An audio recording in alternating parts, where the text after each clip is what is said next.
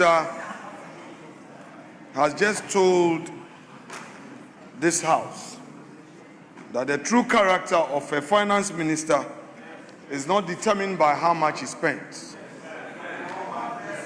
Such a statement must cause palpitation among ministers of state. Mr. Speaker, basically what he is telling all ministers that he is not going to spend, he is not going to release funds to you. Mr. Speaker, already you are suffering and you've been redundant in your various ministries. His deputy minister told the nation that 1.6 billion was released to the agri minister. Today, he says only 1.1 billion.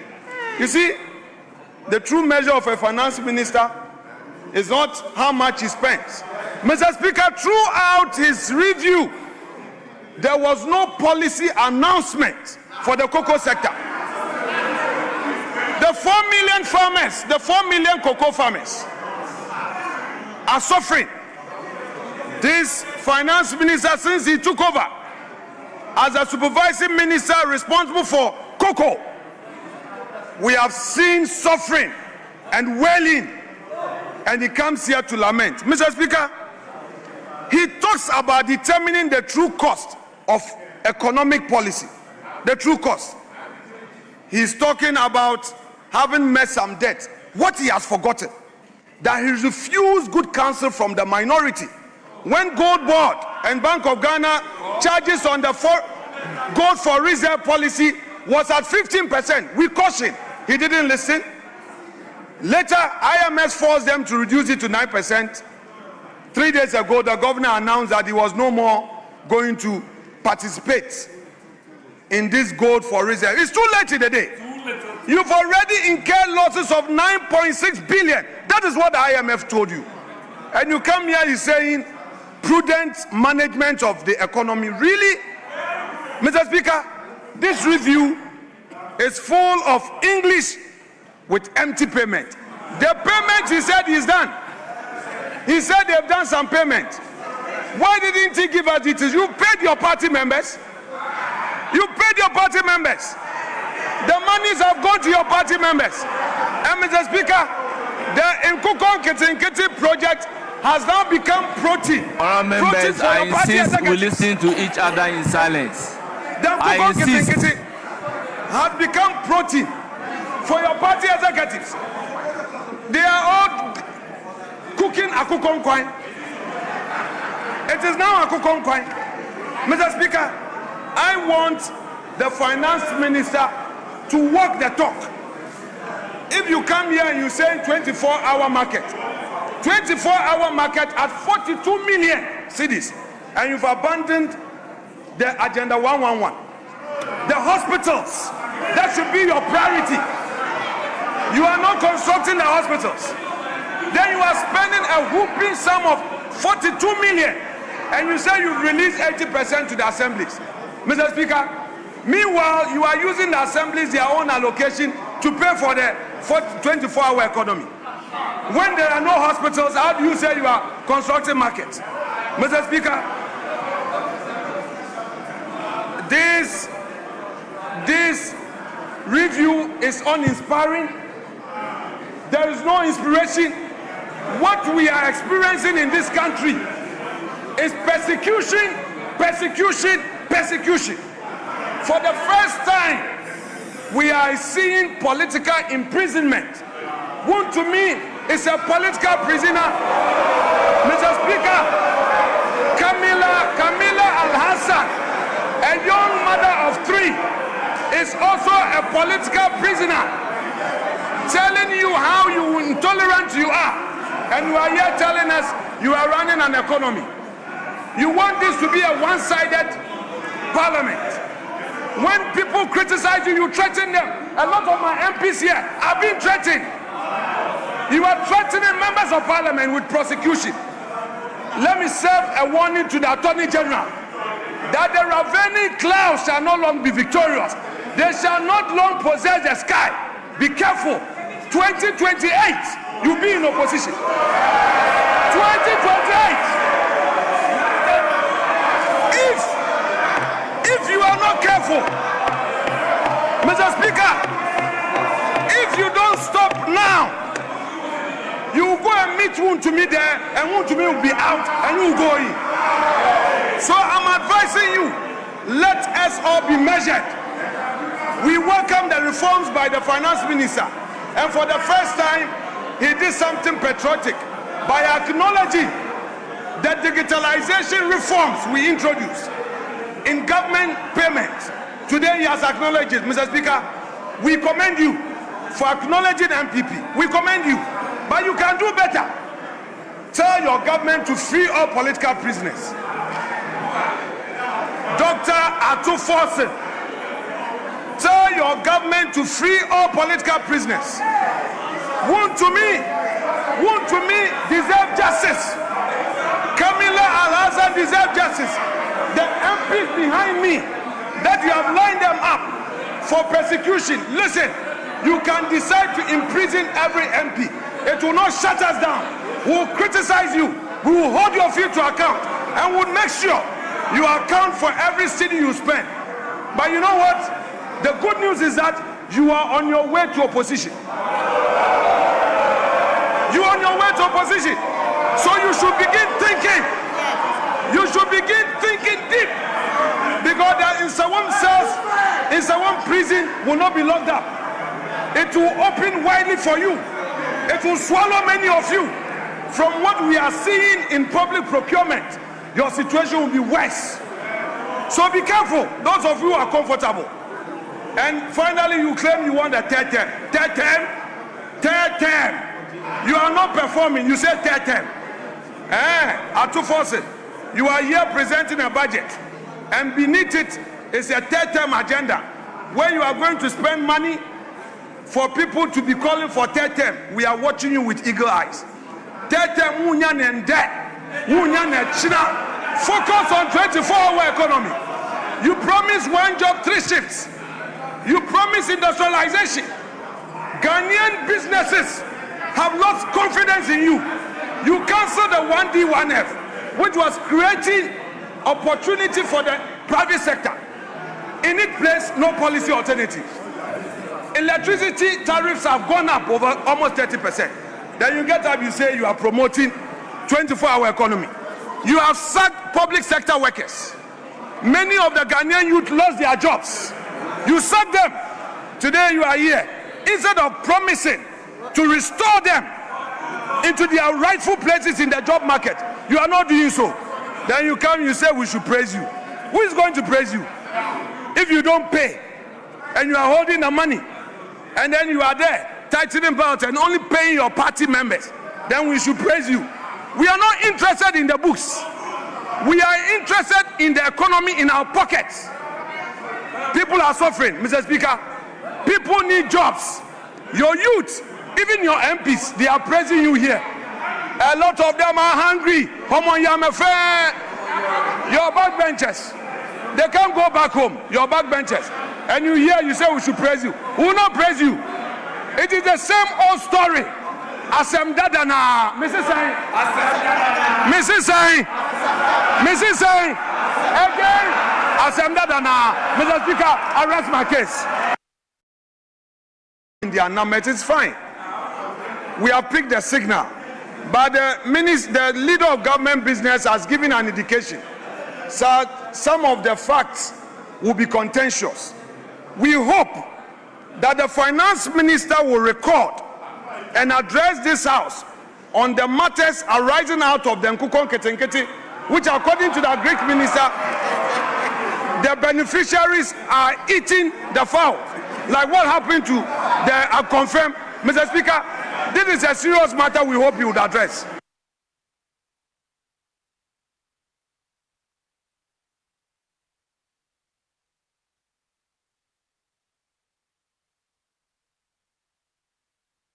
Yes, Majority Leader. Mr. Speaker, when the Akoko Nketekete project started, and they were distributing the day-old chicks. Honorable Afenyomarkin failed to take advantage, and so he didn't go for some of the day-old chicks. Others went and took the day-old chicks. Now they have matured, and they are now Akoko and Kasie. And when they prepare their light soup and take, he's worried and complaining all over the place. Please, the whole object of Akoko and Kitikiti is so that they will mature into big birds, and then they will be sold and they will be utilized for light soup. So if they are being utilized for light soup, now what is your problem? What is your problem? Mr. Speaker, I think on this very light note, I want to urge colleagues, let's allow the process to continue. Yes, honorable members, on your behalf, I invite the Minister of Finance to make the statement.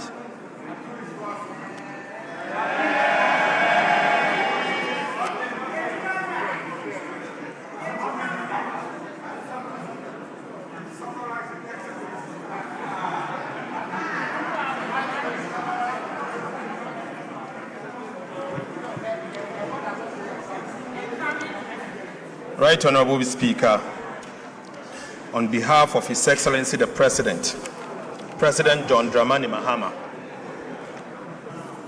I have the humble duty to present the Media Fiscal Policy Review of the 2026 Budget and Economic Policy of Government. Mr. Speaker, before I proceed with this Media Fiscal Policy Review, I wish to acknowledge the devastating floods that struck part of our country last month. Right Honorable Speaker, as honorable members will recall, the floods claimed lives, displaced families, destroyed businesses, and caused extensive damage to public infrastructure. Ghana was not alone. Similar floods also affected Nigeria, La Côte d'Ivoire, and Sierra Leone, highlighting the growing flood risk across West African coastline and the effect of climate change. Mr. Speaker, government responded swiftly by visiting the hardest hit communities, releasing funds for emergency relief, and launching a nationwide cleanup exercise.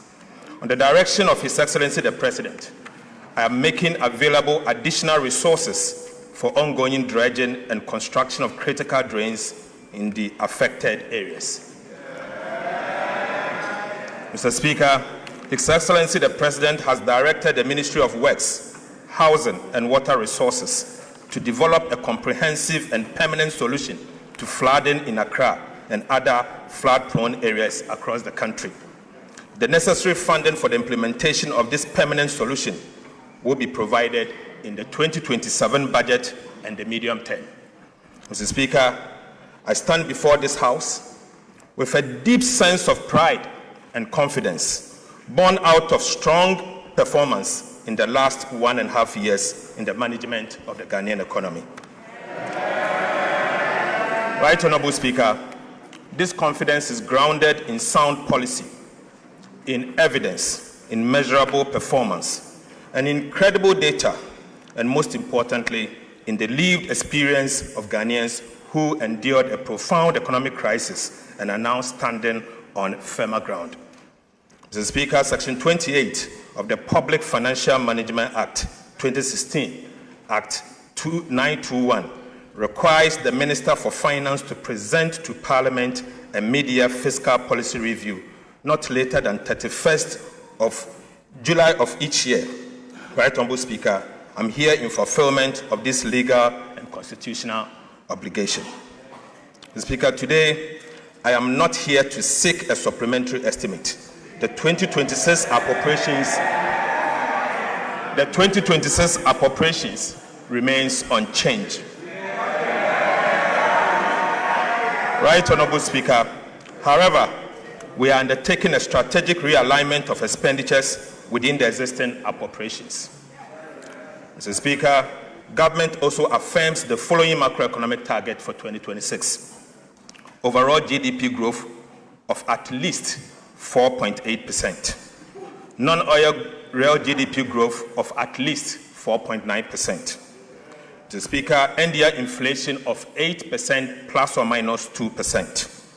A primary surplus of 1.5% of GDP on commitment basis, and a gross international reserves sufficient to cover not less than 3 months of import. Mr. Speaker, beyond fulfilling a statutory obligation, these statements tell the story of where Ghana stood, where Ghana stands today, and where Ghana is heading. Mr. Speaker, I respectfully request the full text of this mid-year fiscal policy review be captured in the Hansard in its entirety, while I present the highlights to this House. Mr. Speaker, before I present the details of our economic performance, we must briefly recall where we came from. I do so because the lessons of economic history must never be forgotten. Mr. Speaker, when this administration took office in January 2025, President Mahama inherited an economy on its knees. Right, Honorable Speaker, the economic crisis of 2022 was not merely an accident. It was the consequences of a series of wrong policy choices. Choices about reckless spending, choices about excessive and binge borrowing, choices about lack of accountability, and a failure to level with the people of Ghana about the true state of the Ghanaian economy. Mr. Speaker, the consequences of those wrong choices for the Ghanaian people were so severe. The cedi depreciated at levels never seen before, eroding savings, businesses, business capital, and purchasing power of millions of Ghanaians. Inflation exceeded 50%, dramatically increasing the cost of living and placing basic necessities beyond the reach of many people. Real disposable incomes declined sharply. Interest rates surged, making credit expensive for the private sector. Investor confidence collapsed. International reserves fell to extremely low levels. International credit rating agencies downgraded Ghana's sovereign debt to levels never seen in our history. Mr. Speaker, Ghana lost access to the international capital market. The previous government implemented most painful debt restructuring program that imposed crude and painful haircuts on domestic and external bondholders. Financial institutions and individual bondholders also suffered significant losses, with many losing their lifetime of savings. Even pensioners were not spared the burden of crude and painful haircuts under the DDP. The Speaker, and businesses closed or relocated, jobs were lost, and many households that had escaped poverty fell back into hardships. Mr. Speaker, this is an honest account of the economy and the one that His Excellency the President inherited. We recount this event not to dwell on the past, but to remind ourselves of the heavy price of fiscal indiscipline, excessive borrowing, weak accountability, and dishonest economic management. Mr. Speaker, Ghana must never be brought this low again. Right, Honorable Speaker. Right, Honorable Speaker. These painful experiences must strengthen our collective resolve to safeguard macroeconomic stability and ensure that such a crisis is never repeated. As a nation, we must internalize the true cost of economic mismanagement and commit ourselves to sound economic stewardship. Some lessons cannot simply be taught, they must be lived. But once learned, they must never be forgotten. Never again, Mr. Speaker. Mr. Speaker, this administration assumed office. When this administration assumed office, it moved swiftly and decisively to stabilize the economy and begin the work of national reconstruction. It was immediately clear that the old model of managing the economy had failed, and Ghana did not need incremental adjustment, but it needed structural reforms. We therefore took difficult but necessary decisions which were neither politically convenient nor painless. These decisions demanded our collective sacrifice, Mr. Speaker, but they were necessary to restore stability and rebuild confidence. Right, Honorable Speaker, the progress Ghana is recording today did not happen by chance. Some have suggested that our recent macroeconomic gains are simply the product of good fortune.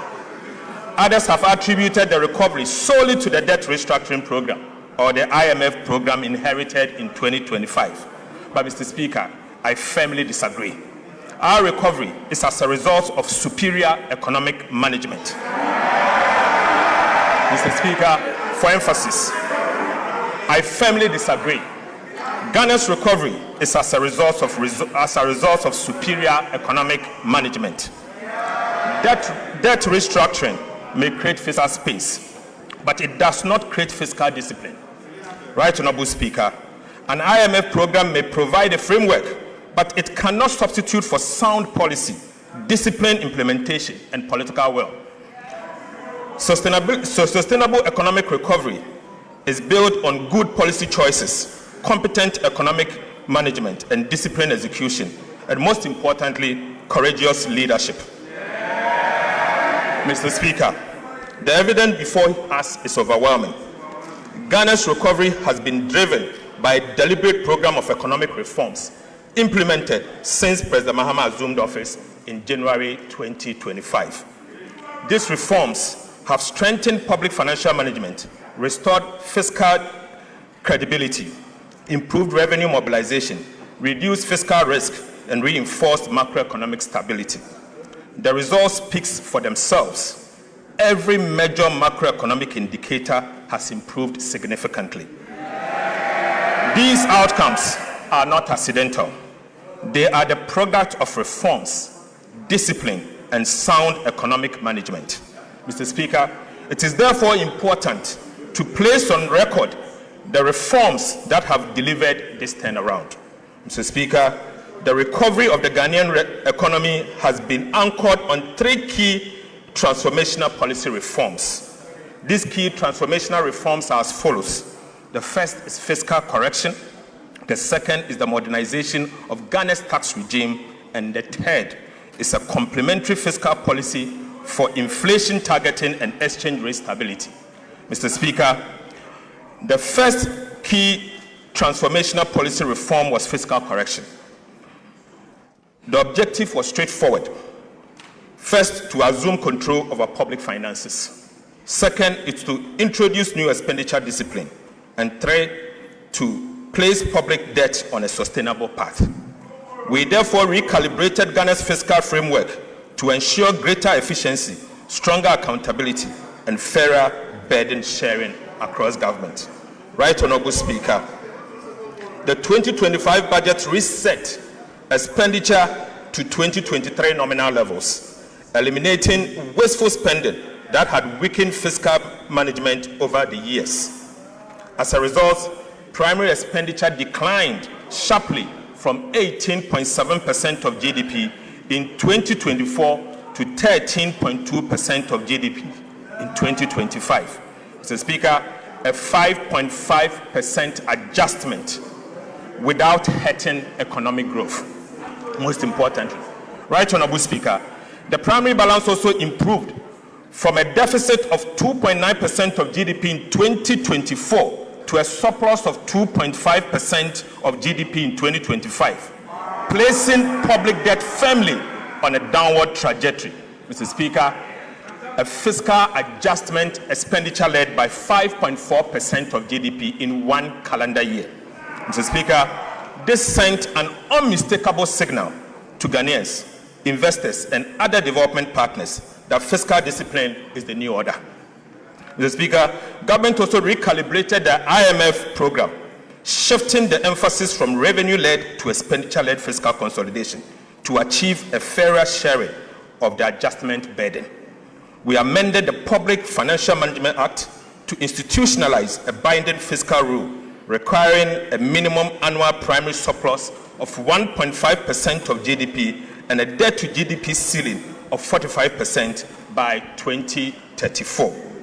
These reforms signaled that fiscal discipline would no longer define, fiscal indiscipline would no longer define the Ghanaian state. Mr. Speaker, aside, we established the Value for Money Office to strengthen expenditure efficiency, improve the quality of public expenditure, and ensure that every cedi spent delivers maximum value for the Ghanaian people. We established the Fiscal Council to strengthen fiscal oversight, transparency, and accountability. We undertook a comprehensive audit of government payables to eliminate irregular obligations. We also enforced expenditure control. Government amended the Public Procurement Act to require commitment authorization before procurement. Mr. Speaker, this reform firmly linked procurement to approved budget and restored discipline to public expenditure management across the government. Right Honorable Speaker, for the first time, state-owned enterprises are now bound by the commitment authorization, restraining them from spending beyond their means. Mr. Speaker, over the last 10 years, liabilities of state-owned enterprises have added the equivalent of about 3% of GDP to Ghana's public debt every single year. Mr. Speaker, this occurred because state-owned enterprises failed to honor their contractual obligation, compelling government to assume and settle those liabilities. This contributed to the sharp rise in Ghana's public debt. As a result, Mr. Speaker, the resources that would have financed critical infrastructure were used to pay those SOEs' debt. This is part of the reason why Ghana's debt grew unsustainably without the bridges, roads, or hospitals to show for. Right Honorable Speaker, what is the point of ensuring that ministries and even Parliament live within their means if state-owned enterprises are permitted to run up liabilities that the taxpayer are ultimately forced to pay? Mr. Speaker, it is therefore important to recognize that Ghana's debt challenge was driven not only by fiscal deficit, but also by the unchecked accumulation of liabilities by state-owned enterprises. This is precisely why the commitment authorization regime would have been meaningless and ultimately ineffective had state-owned enterprises been excluded from its coverage. Right Honorable Speaker, we also operationalized the sinking fund to strengthen debt management and demonstrate to government that government is committed to meeting future debt obligation. We restored genuine fiscal decentralization by ensuring that at least 80% of the district assembly's common fund is transferred directly to assemblies to support local development. Right Honorable Speaker, we reduced the number of ministers from 123 at its peak to 60 and reduced the number of ministries from 30 to 23 because, Mr. Speaker, because a leaner government is not merely good politics, but it's also a sound fiscal policy.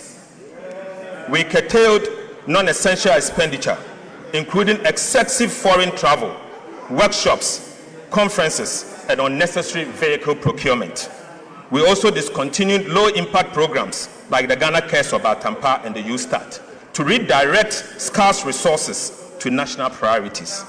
Mr. Speaker, the second key transformational policy reform was the modernization of Ghana's tax regime. The objective was very clear. First, to restore investor confidence. Second, to revive private enterprises.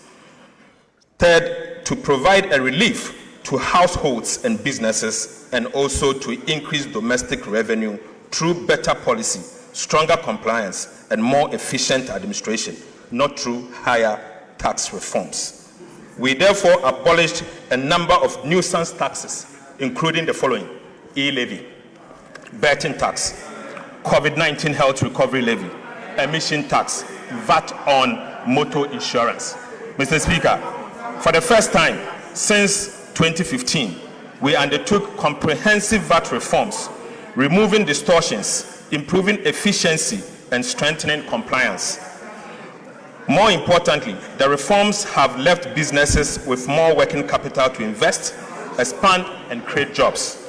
We also introduced a sliding scale royalty regime for gold to ensure that Ghanaian people receive a fairer share of the economic returns from their natural resources.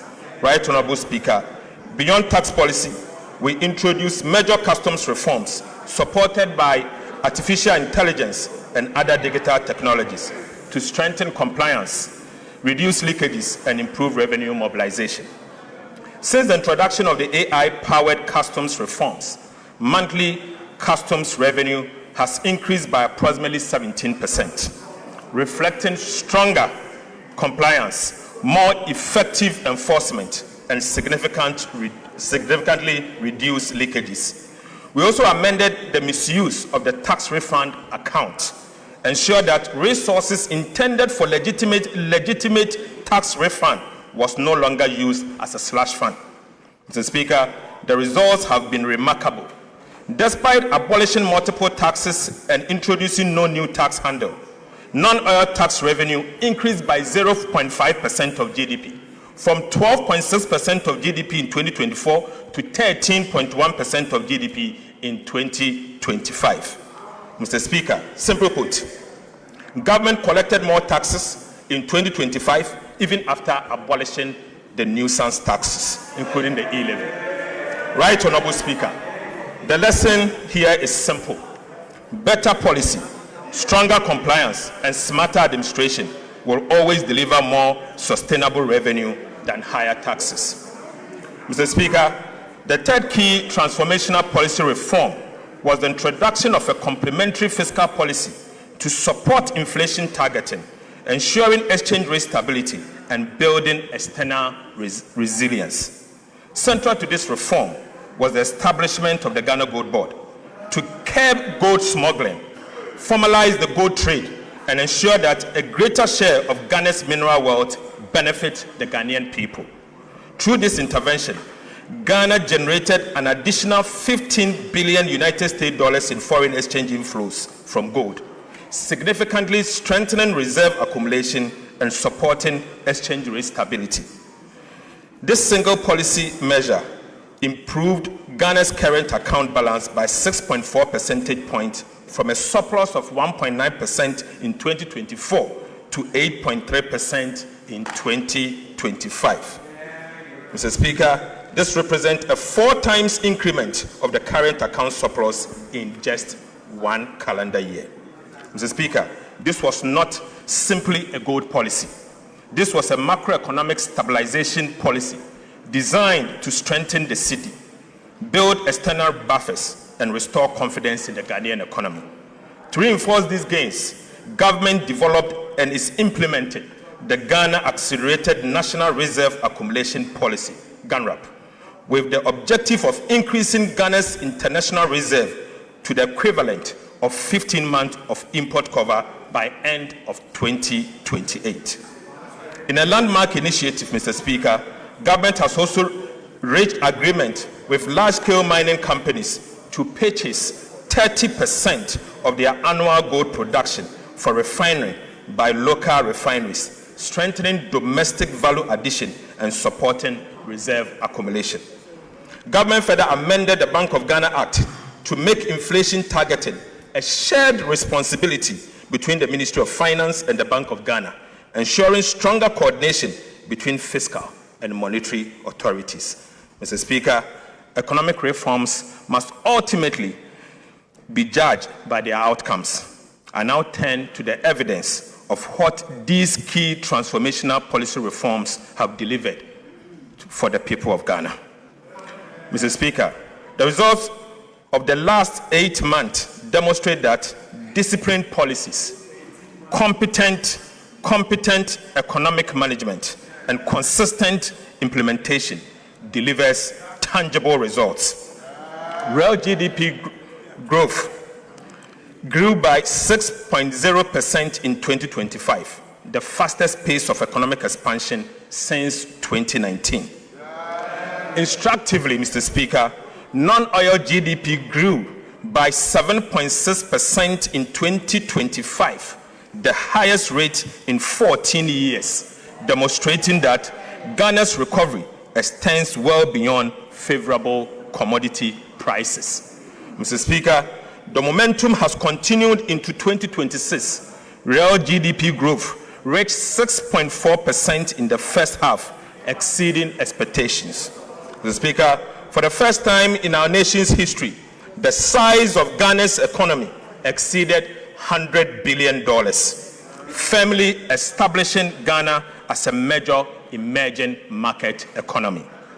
Ghana's per capita income increased by more than $850 in just 1 year. Mr. Speaker, rising from $2,527 in 2024 to $3,385 at the end of 2025. This is the highest per capita income ever recorded in our country's history. It is therefore not surprising that Ghana is now recognized as the 8th largest economy in Africa. Mr. Speaker, these are not mere statistics. They represent higher incomes, stronger businesses, greater opportunities, and an economy with an enhanced capacity to invest in its people. The labor market is also improving. Unemployment rate declined from 13.7% during the first 3 quarters of 2024 to 12.8% over the same period in 2025. Multidimensional poverty, which measures deprivation across living conditions, education, health, and employment, declined from 24.9% in Q3 of 2024 to 21.9% in Q3 of 2025. Mr. Speaker, this simply means that about 950,000 Ghanaians moved out of the multidimensional poverty in just 1 year. Mr. Speaker, behind these statistics are the hundreds of thousands of families who now enjoy better living conditions and greater hope for the future. Right, Honorable Speaker, inflation perhaps tells the clearest story of all. Inflation declined from 23.8% in December 2024 to 5.4% at the end of 2025 and remained low at 5.3% in June 2026. Fiscal performance has also exceeded expectations. The primary balance on commitment basis recorded a surplus of 2.5% of GDP as at the end of 2025.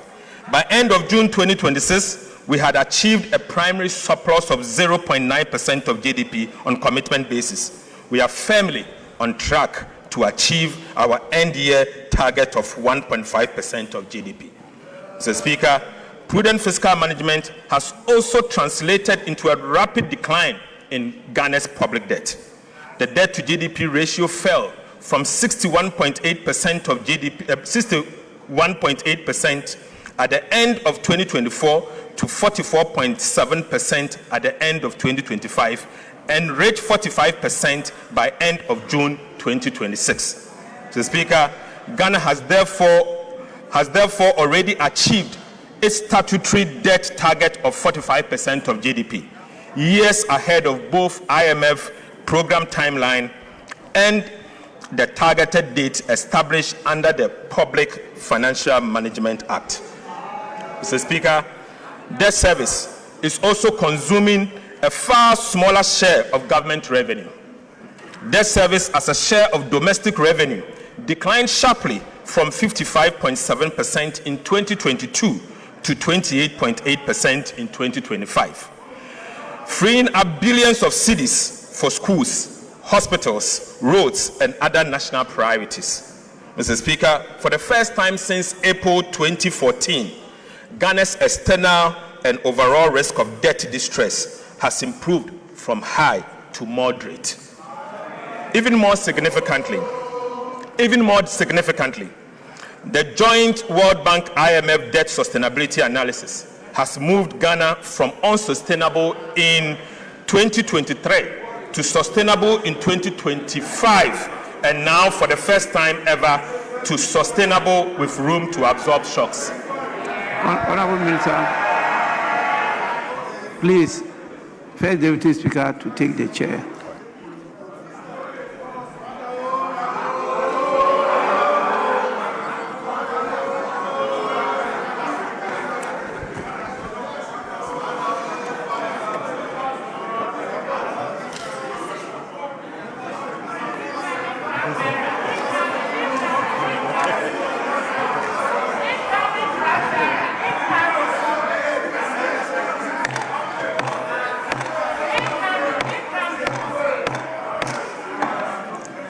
Finance Minister, you may continue. Mr. Speaker, interest rates are singing from the same hymn book. The 91-day Treasury bill rate, a benchmark for the cost of short-term borrowing in Ghana, declined from 11% in December 2025 to 5.73% in June 2026, representing a 536 basis point reduction. The 182-day Treasury bill rate also fell from 12.52% to 7.69%, down by 483 basis points. Mr. Speaker, similarly, the 364-day Treasury bill rate declined from 12.94% to 12.82%, a 12 basis point decline. And across the entire yield curve, average decline was 344 basis points. 2 years, 3 years, and 5-year government bonds are now trading within the range of 11% to 12.6%, compared with about 20% a year ago. Right, Honorable Speaker, monetary policy rate has also declined by a cumulative 1,300 basis points, from 27% in January 2025 to 14% in July 2026. Mr. Speaker, these are not merely lower interest rates, they are lower borrowing costs for households and businesses, creating room for entrepreneurs to invest, expand, and create jobs. We have also made significant strides on the external front. The current account recorded a surplus of 8.3% of GDP in 2025 and has remained strong through the first half of 2026. The cedi appreciated by 40.7% against the United States dollar in 2025, reversing years of sharp depreciation and restoring confidence in the Ghanaian economy. Mr. Speaker, taken together, these results demonstrate that the 2026 budget is firmly on track. The targets we set at the beginning of the year were not aspirational. They were grounded in sound policy, disciplined implementation, and realistic assumptions. The performance of the economy in the first half of 2026 confirms that we're on course to achieve them. Economic growth is exceeding target. Inflation is below the projected range. Fiscal performance is stronger than programmed, and the debt trajectory is improving faster than expectation. Mr. Speaker, the detailed macroeconomic performance will be presented in subsequent sections in this review. Right, Honorable Speaker, the commitment we made to the people of Ghana are being honored, and the results are evident. I now wish to speak, Mr. Speaker, I now wish to speak directly to every Ghanaian listening to me this afternoon. To the market trader whose purchasing power has improved because inflation has fallen. To the entrepreneur who can now borrow at lower interest rate to expand their businesses. And to the worker whose income now stretches further because the cedi has stabilized. These improvements are not abstract statistics. They are the dividend of sound and competent economic management. We recognize that the sacrifices required to restore the economy were significant, and that many households continue to face challenges. But we also know that the foundations of Ghana's economy are now firmly in place. Fiscal discipline has been restored. Macroeconomic stability has returned. Confidence has been rebuilt. And the institutions needed to safeguard these gains have been strengthened. Under the leadership of His Excellency President John Dramani Mahama, Ghana is not going back. Ghana is moving forward. Mr. Speaker, the government that has delivered these results over the past 18 months has earned the trust to continue implementing the reforms that will secure Ghana's long-term prosperity. Right, Honorable Speaker, next week, the Executive Board of the IMF is expected to approve the final review of Ghana's Extended Credit Facility Program, bringing to a successful conclusion the financial bailout IMF program. The Executive Board is also expected to approve a 36-month policy coordination instrument, a non-financing arrangement designed for countries that no longer have and are not expected to face balance of payment needs. Mr. Speaker, the PCI will anchor our next phase of reforms, strengthening macroeconomic resilience, support broad-based growth, and signal our unwavering commitment to sound and disciplined macroeconomic policy. The PCI will support reforms across 6 priority areas. First is to maintain growth-friendly fiscal consolidation. Second is to preserve debt sustainability. Third is to strengthen fiscal transparency and governance. The fourth is to enhance monetary and exchange rate policy framework. The fifth is to reinforce financial sector stability. And finally, to promote economic diversity and inclusive growth. Mr. Speaker, we believe our strong implementation record, together with the successful execution of the PCI, will strengthen Ghana's path towards investment-grade status and enhance our ability to mobilize concessional and development financing for productive public investment. The PCI will include quantitative and 26 reform targets, monitored through semi-annual reviews to ensure sustained implementation of reforms that are critical to achieve our ambitious policy objective.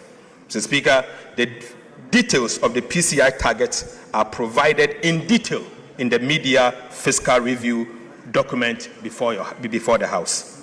Right, Honorable Speaker, I now turn to macroeconomic performance for the first half of the year. Mr. Speaker, Ghana has not merely met its first half-year target, it has exceeded them. Mr. Speaker, overall GDP growth was 6.4% in the first quarter of 2026, well ahead of the 4.8% full-year target. Non-oil GDP growth was 6.3% in the first quarter of 2026, well ahead of the 4.9% full-year target. Inflation has more than halved, fallen from 13.7% in June 2025 to 5.3% by end of June 2026, against a target of 8 plus or minus 1% at the end of the year. The primary balance recorded a surplus of 0.9% of GDP on commitment basis, firmly on track to achieve our end-year target of 1.5% of GDP. Gross international reserves was 5 months of import cover as at end of June 2026, exceeding the target of at least 3 months of import cover. Mr. Speaker, January to June 2026, fiscal performance. Mr. Speaker, the provisional fiscal performance for the first half of 2026 is presented against the following approved 2026 fiscal target. Overall deficit target on commitment basis of 2.2% of GDP, primary surplus of 1.5% of the GDP, overall deficit on cash basis of 4% of GDP, and primary surplus on a cash basis of 0.4% of GDP. But Mr. Speaker, provisional fiscal outturn for the first half of 2026 was stronger than anticipated, indicating continued prudence in fiscal management and enhancing the government fiscal consolidation agenda. Non-oil tax revenue as at end of June 2026 was 6.4% of GDP, compared to a target of 6.5% of GDP. Mr. Speaker, domestic revenue reached 7.7% of GDP by June 2026, compared to the target of 7.8% of GDP. Mr. Speaker, total revenue and grants reached 7.8% of GDP by June 2026, compared to a target of 7.9% of GDP. Total expenditure on commitment basis at the end of June 2026 was 8.0% of GDP against the half-year target of 9.9% of GDP. Primary expenditure, which excludes interest payment, was 6.6% of GDP by June 2026 compared to half-year target of 8.1% of GDP. Interest costs at 1.3% of GDP as at the end of June 2026 against the half-year target of 1.8% of GDP, indicating that we have saved on interest about 0.5% of GDP, reflecting lower interest rates and improved debt management. Mr. Speaker, this performance reflects the resolve of this administration to make difficult decisions, implement them consistently, and maintain unwavering fiscal discipline. Mr. Speaker, I now move to public debt.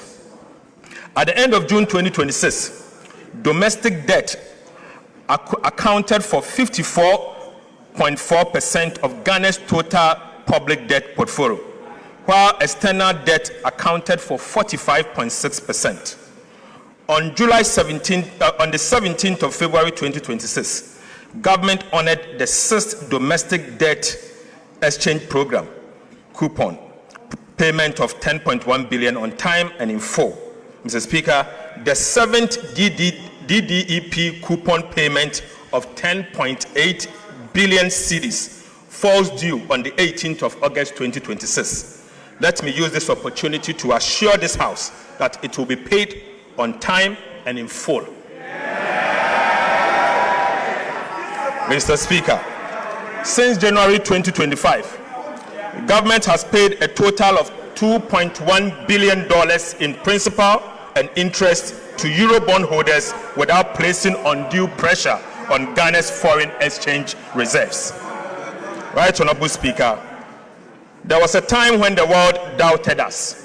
Today, every payment made on time answers that doubt, assuring bondholders in London, pension funds in New York, and investors at home that our word is our bond.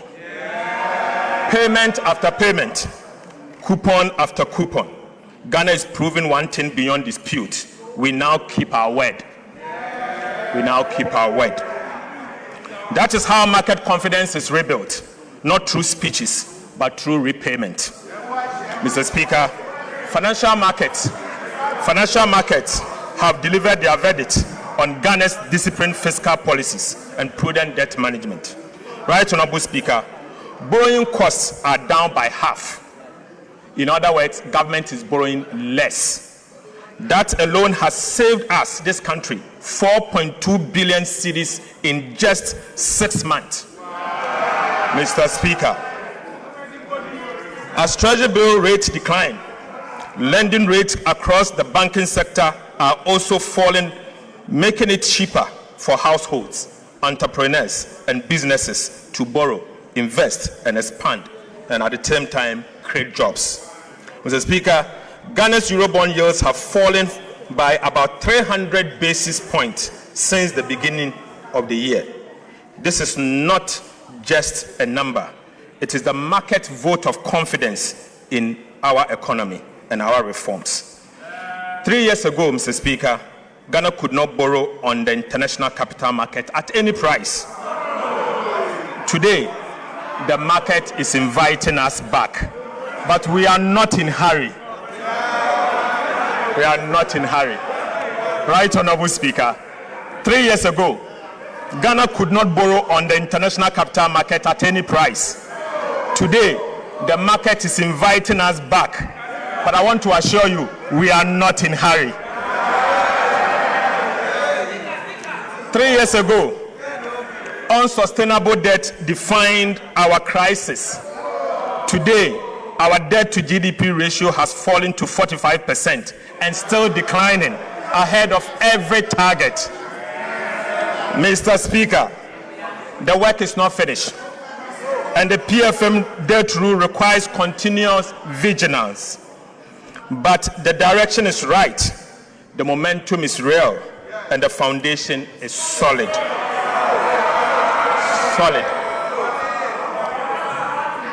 Mr. Speaker, Ghana's external debt restructuring, initiated after the sovereign debt default of 2022, is now at its final stage. In just 3.5 years, Ghana has moved from default to credibility, from debt distress to debt sustainability, from market exclusion to a renewed investor confidence. This is an achievement every Ghanaian can be proud of. Mr. Speaker, following the 2022 public debt default, government could not borrow long-term in cedis and relied heavily and solely on treasury bills to finance the budget. Mr. Speaker, Ghana has now overcome what the economists describe as the original sin, which is the inability of a country to borrow over the long term in its own currency. Mr. Speaker, 3 years restriction on new cedi bond issuance introduced as a result of the debt default caused this original sin. Mr. Speaker, in April 2026, Ghana successfully raised $2.7 billion through its first 7-year cedi-denominated bond since the 2022 debt default. This marks an important step in rebuilding the domestic bond market and restoring long-term financing in our own currency. This further demonstrates that Ghana has regained the ability to mobilize long-term financing in its own currency for development. Right Honorable Speaker, I'm proud to announce that Ghana has now overcome the original sin.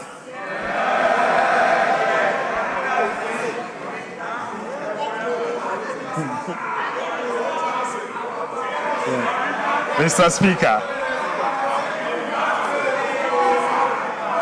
Speaker, we have overcome the original sin. I'll now take you to the sinking fund. While Ghana's debt restructuring is nearing completion, prudent debt management requires us to look beyond today to tomorrow's obligation. Mr. Speaker, in 2027, DDEP bonds that will fall due is 58 billion Ghana cedis.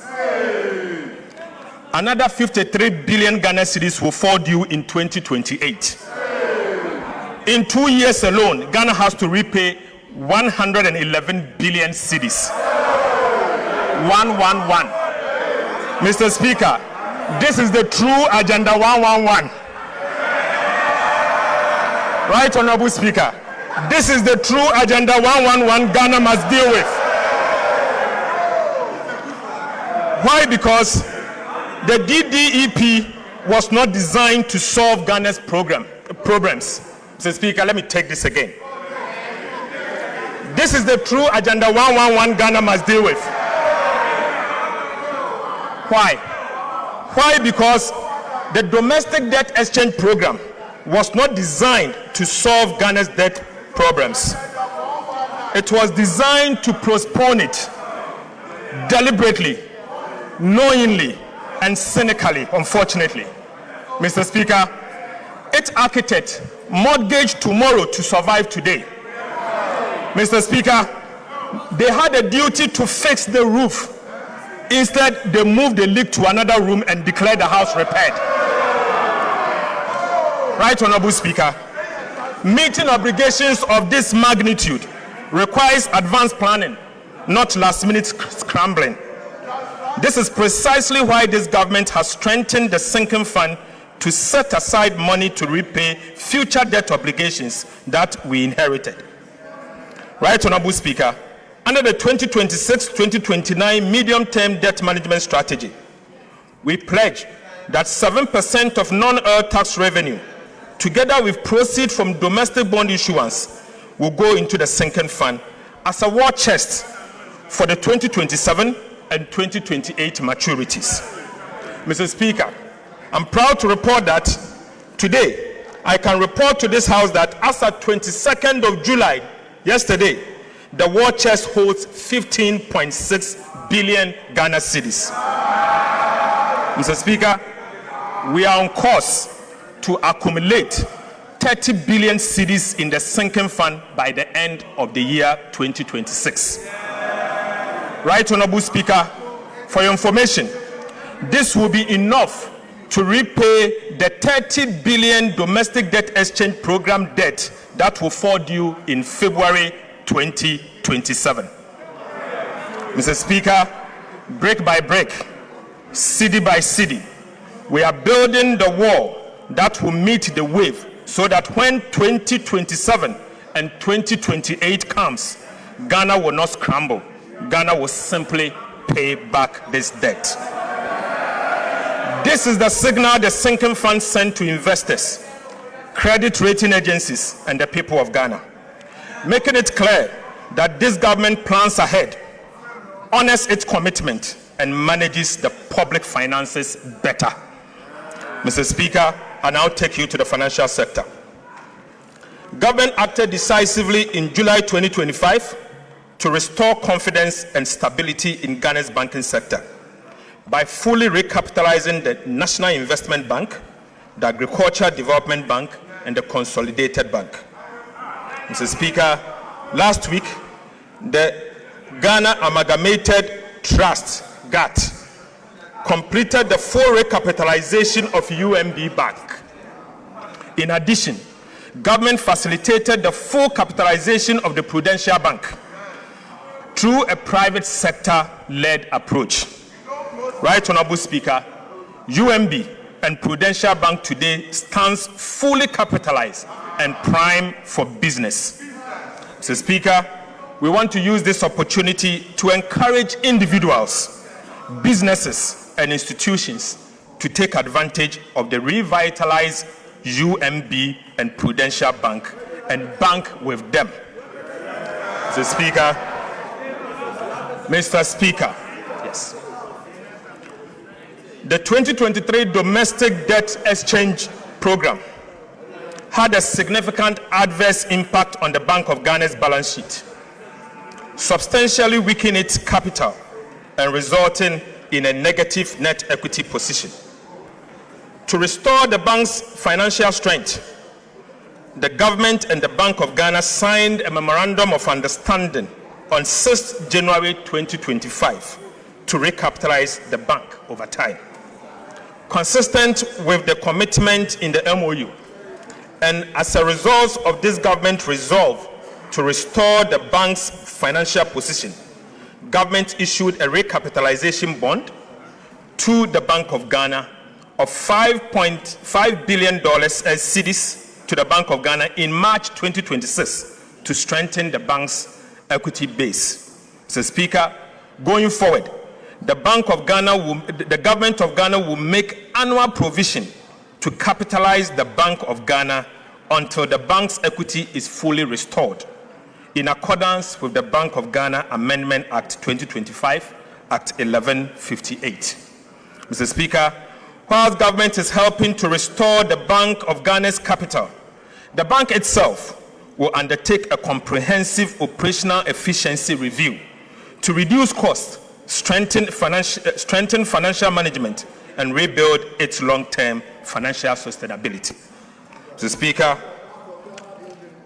to implement the Ghana Accelerated Reserve Accumulation Policy, government has significantly reduced the cost of the program from an average of 14.5% of gold purchase to 5%. Mr. Speaker, government is bearing the cost of the program and has accommodated 5 billion cedis in the 2026 budget within the same appropriations. Mr. Speaker, this investment is building an economic war chest to strengthen Ghana's international reserves, protect the cedi, reinforce economic stability, improve investor confidence, and shield the economy from international shocks.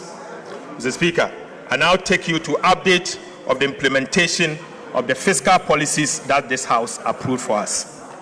Right, Honorable Speaker, 6 months ago, this House approved an ambitious program of fiscal reforms. Today, I'm pleased to report that implementation is well underway.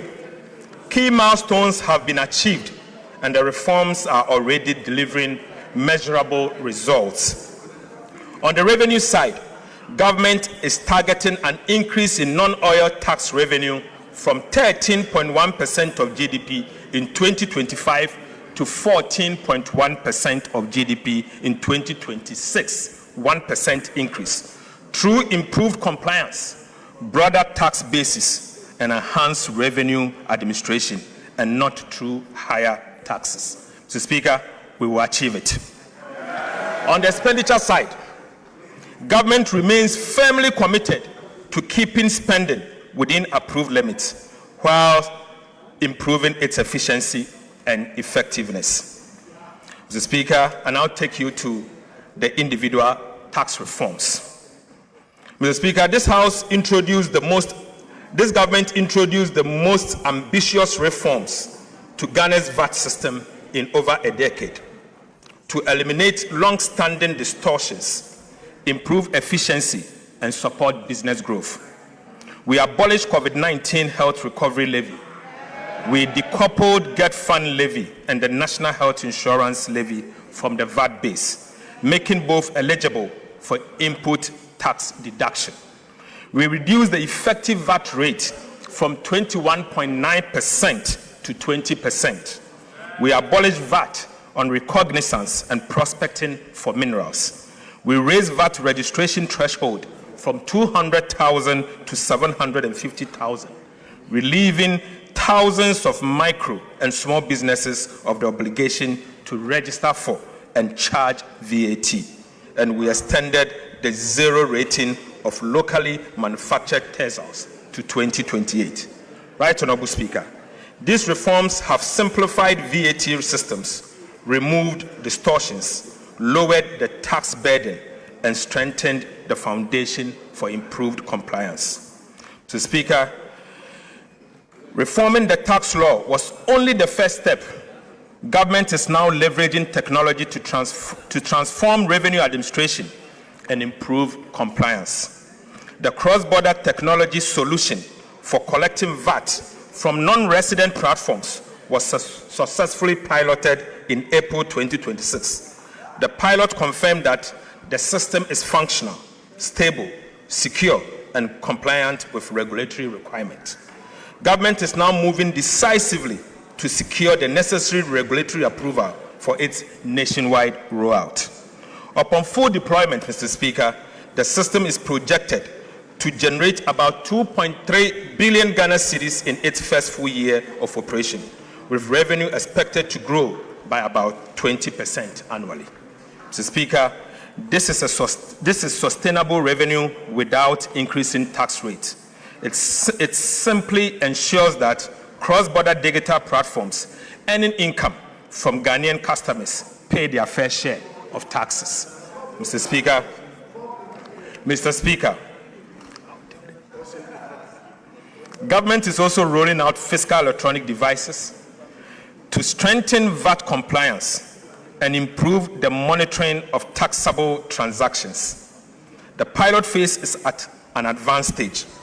To encourage participation and improve compliance, government will also introduce the VAT reward scheme, under which customers who obtain valid VAT invoice will qualify for periodic reward. This will actively involve every Ghanaian in protecting the nation's tax base. Mr. Speaker, this is how a tax culture is built, not through fear, but through participation, transparency, and reward. Right, Honorable Speaker, the concept of fiscal electronic device was first proposed by the previous NDC administration in 2026. But, Mr. Speaker, the previous NPP administration deserves commendation for enacting the necessary enabling legislation. Mr. Speaker, the taxation, the use of fiscal electronic device Act 2018, Act 999, laying an important legal foundation for this reform. Mr. Speaker, 8 years on, this government is taking the decisive step of implementing the reforms.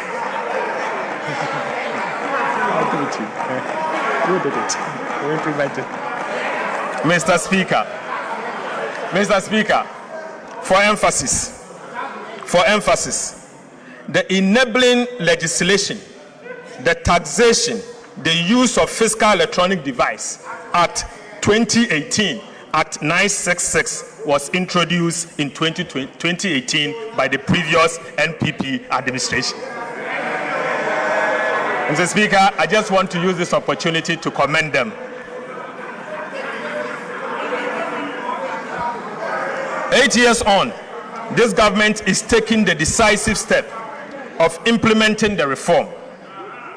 Mr. Speaker, with your leave, the chairman and the ranking members of the Finance and the Budget Committee of Parliament have been invited to provide strategic oversight for the implementation of this important national reform.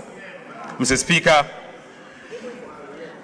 Mr. Speaker, Ghana currently loses an estimated 60% of its potential VAT revenue through non-compliance and systemic inefficiencies. This is unacceptable. Losing 60% of the VAT that you are supposed to collect to develop your country. Mr. Speaker, this is unacceptable. It cannot continue, and under this government, this will not continue. I call on Parliament to support government to crack down on businesses and individuals who collect VAT from taxpayers and keep it instead of remitting it to the state. Mr. Speaker, fiscal electronic devices will help improve VAT collection, reduce revenue leakages, and ensure that businesses account properly for VAT they collect. Mr. Speaker, government has completed a comprehensive review of the Customs Act and the Excise Act. The bills are being laid before this House as part of the Media Fiscal Policy Review. I respectfully urge honourable members to give Customs and Excise Bill the expeditious consideration it deserves, so that these important reforms can be implemented without delay. Right Honourable Speaker, trade facilitation must never become a vehicle for tax evasion. Yet, Mr. Speaker, between 2020 and 2025, while 63% of taxable income entered directly into home consumption, the remaining 37% passed through customs suspense framework, including warehousing, transit, temporary admission, and free zones. These procedures exist to facilitate legitimate trade. However, Mr. Speaker, they have increasingly been exploited to evade duties and divert goods into domestic market without paying a single tax in return. Mr. Speaker, the cost extends far beyond lost revenue. Honest Ghanaian businesses and manufacturers are being forced to compete with imported goods that entered the domestic market through tax evasion. Mr. Speaker, this is not fair competition. It is an unfair burden on every law-abiding Ghanaian businesses. It must end. I must end now. Mr. Speaker, the Customs Bill before this House introduced bold reforms to close these loopholes and restore the integrity of Ghana's customs administration. To curb the abuse of warehousing, Mr. Speaker, government will introduce statutory maximum warehousing period as follows. Perishable goods, 3 months. General goods, 6 months. Raw materials, 12 months. Re-warehousing, Mr. Speaker, will be restricted to a maximum of 6 months, ending the practice of rolling warehousing. In addition, every bonded warehouse will be required to operate electronic inventory system linked to customs to enable real-time monitoring and audit control. Mr. Speaker, these are not merely administrative adjustments. They are structural reforms designed to accelerate revenue collection, reduce port congestion, improve compliance, and provide greater certainty for legitimate businesses. Government is also introducing the first port duty rule. Under this reform, Mr. Speaker, duties and taxes on goods declared for transit will become due at the first port of entry, removing one of the biggest avenues for false declaration and revenue leakages. Mr. Speaker, this simply means, Mr. Speaker, if you are to bring in something and you are to inform the customs official that the goods is destined to say Burkina Faso customs will be at the Tema port to collect their taxes before you move. This will end the practice of a punchy break. Mr. Speaker, Right Honourable Speaker, appropriate customs to customs arrangement with destination countries will ensure that legitimate transit trade continues seamlessly whilst protecting Ghana's revenue. Right Honourable Speaker, Free Zones regime was established to promote export-led industrialization, not to serve as a duty-free trading and storage hub. Unfortunately, over the time, that objective has been undermined by abuse of the regime and weak controls over the use of raw materials. Ghana's free zones will once again serve their original purpose: build domestic industry, expand export, and create quality jobs for Ghanaians. Mr. Speaker, government will also strengthen import declaration and valuation by mandating the use of appropriate tax identification number for all importers. Mr. Speaker, downstream petroleum operations have for too long operated with fragmented controls and weak integration into customs systems. Mr. Speaker, bunkering and ship stores regime have consequently become vulnerable to diversion, under declaration, and smuggling. This economy can no longer afford these leakages. Mr. Speaker, government would therefore enforce the statutory requirement for bank guarantee on the lifting of refined petroleum products and require product movement to be undertaken by only through approved pipelines and electronically tracked distribution system. Mr. Speaker, government will also remove the tax exemption on bunkering services in line with international practice to curb smuggling, strengthen compliance, and protect much needed revenue. Right Honorable Speaker, I now take you to excise duties. The evidence for reform is equally compelling in the area of excise duties. Analysis of wine and spirit imported between 2023 and 2025 shows a taxable revenue of over 5 billion Ghana cedis. However, about 78%, worth 4 billion Ghana cedis, entered customs procedures such as warehousing and transit. In other words, almost 4 out of every 5 cedis of the potential excise tax based on wine and spirit escaped the tax net. Mr. Speaker, only 1 cedi out of every 5 cedi was subjected to excise duty. That is neither efficient nor sustainable, and this must change. The excise duty bill before this House introduced a comprehensive package of reforms to close these leakages. Mr. Speaker, we will crack down this leakage. Right Honorable Speaker, specifically, government will introduce a hybrid excise system combining value-based and quantity-based taxation for wines and spirit to eliminate persistent undervaluation and misclassification and ensure a minimum level of tax is paid regardless of the declared value. Mr. Speaker, we will review the existing sliding scale excise rates for beer and stout product to better align them with government revenue objectives while preserving the incentive for local production. Right Honorable Speaker, strengthening compliance through mandatory electronic registration of stockists, a nationwide track and trace system, penalties of up to 3 times the excise duty for tampering, and enforcing the law on requiring bank guarantees, and abolishing, Mr. Speaker, the payment of 20% excise duty on locally manufactured fruit juice. Mr. Speaker, we will abolish the 20% excise duty on locally manufactured fruit juices introduced in 2023. Right Honorable Speaker, this is to support agro-processing and job creation. Mr. Speaker, I now take you to the Publican AI trade solution. Technology is already transforming customs administration. The Publican AI trade solution was fully deployed in March 2026, and the results has been remarkable.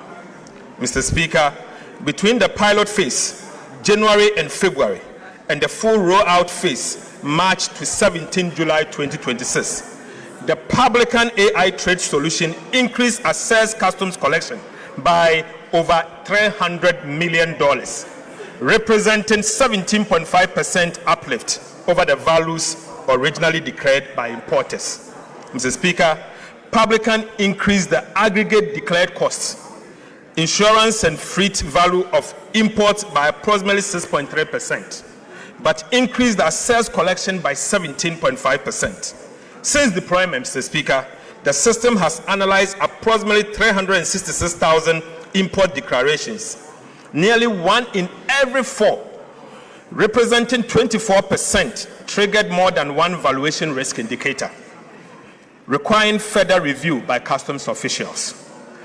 Before the deployment of the Publican AI, many of these declarations would have been cleared without scrutiny, leading to substantially revenue losses. Mr. Speaker, the positive impact on customs revenue collection has been massive. Mr. Speaker, in March 2026 alone, Publican increased the assessed collection by 73.44 million United States dollars, representing an uplift of 25.7%. Mr. Speaker, this was followed by additional assessed collection of 51.63 million in April 2026, 72.5 million in May, and 55.82 million in June, and 35.17 million for the first 17 days of July. Mr. Speaker, the impact is also reflecting in monthly customs revenue, which has increased from an average of approximately 4 billion Ghana cedis in 2025 to between 5.3 billion Ghana cedis and 5.5 billion Ghana cedis in 2026. So, Speaker, let me take this again. In 2024, an average monthly customs collection was 4 billion Ghana cedis.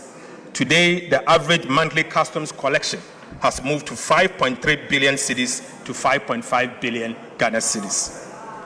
Despite the significant appreciation of the cedi and no major increase in volumes. Mr. Speaker, I have included some of the cases identified by the Publican system in the media review document. Mr. Speaker, it is mind-blowing. Right Honorable Speaker, in each instance, the declared value was only a fraction of the value assessed by the AI Publican system. Mr. Speaker, I now give you update on expenditure measures. Mr. Speaker, government is proposing further reforms to the public procurement, Mr. Speaker, in 3 different areas. First, the first reform is shortening procurement lead times. Mr. Speaker, the second reform is to limit the use of single source procurement. And the third is to tighten restricted tendering. Right Honorable Speaker, government will shorten procurement timelines. The lead time for national competitive tendering for goods will be reduced from 23 weeks to 8 weeks. Mr. Speaker, international competitive tendering for works will be reduced from 27 weeks to 14 weeks. Mr. Speaker, competitive tendering must remain the norm. Restricted tendering and single source procurement must be the exception. Government will therefore tighten the rules governing these exceptional procurement methods, strengthening oversight and improve accountability to ensure greater transparency and better value for money. Single source procurement will be permitted only in genuine exceptional circumstances, such as emergencies, national security, or where only one supplier is capable of delivering the required goods, works, and services. Right Honorable Speaker, urgency arising from poor planning will no longer be treated as an emergency. Government will also strengthen accountability by introducing sanctions for approvals granted in breach of the Public Procurement Act. Mr. Speaker, these reforms will speed up project delivery, strengthen competition, improve value for money, and reduce opportunities for procurement abuses. Right Honorable Speaker, I now take you to flood response and mitigation measures. Mr. Speaker, following the widespread flooding that affected Greater Accra and other parts of the country in June 2026, government sought parliamentary approval to draw 350 million from the contingency fund to finance emergency response intervention. On the 30th of June 2026, the Finance Committee of Parliament, acting under Article 1771 of the Constitution, approved the request. However, Mr. Speaker, government was unable to access the funds because the contingency fund was subject to a garnishee order issued by the Accra High Court.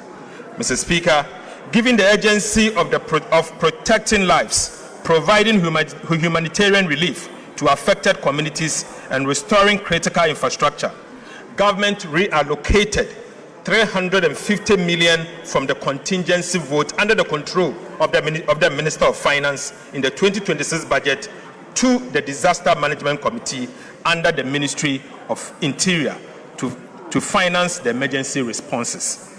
Mr. Speaker, to strengthen flood mitigation efforts across the country, government also reallocated $226 million within the budget of the Ministry of Works and Housing and Water Resources to implement additional flood control and mitigation measures. Mr. Speaker, government is committed to improving urban mobility and providing safe, reliable, and affordable public transport for Ghanaians. To this end, government is reallocating 400 million Ghana cedis for the acquisition of high occupancy buses to strengthen the fleet of state-owned transport companies, including Metro Mass Transit and the State Transport Company. Mr. Speaker, this intervention will expand public transport capacity, particularly along high-demand urban and intercity routes, reducing long passenger queues during peak hours, and provide commuters with more reliable and efficient alternative to private vehicles. Mr. Speaker, I now take you to the update on key policy initiatives that this House approved. Right Honorable Speaker, I now report on the implementation on some of the government key policy initiatives during the first half of 2026. First, Mr. Speaker, Ghana's crude oil production declined sharply from 71.4 billion barrels in 2019 to about 36 million barrels in 2025.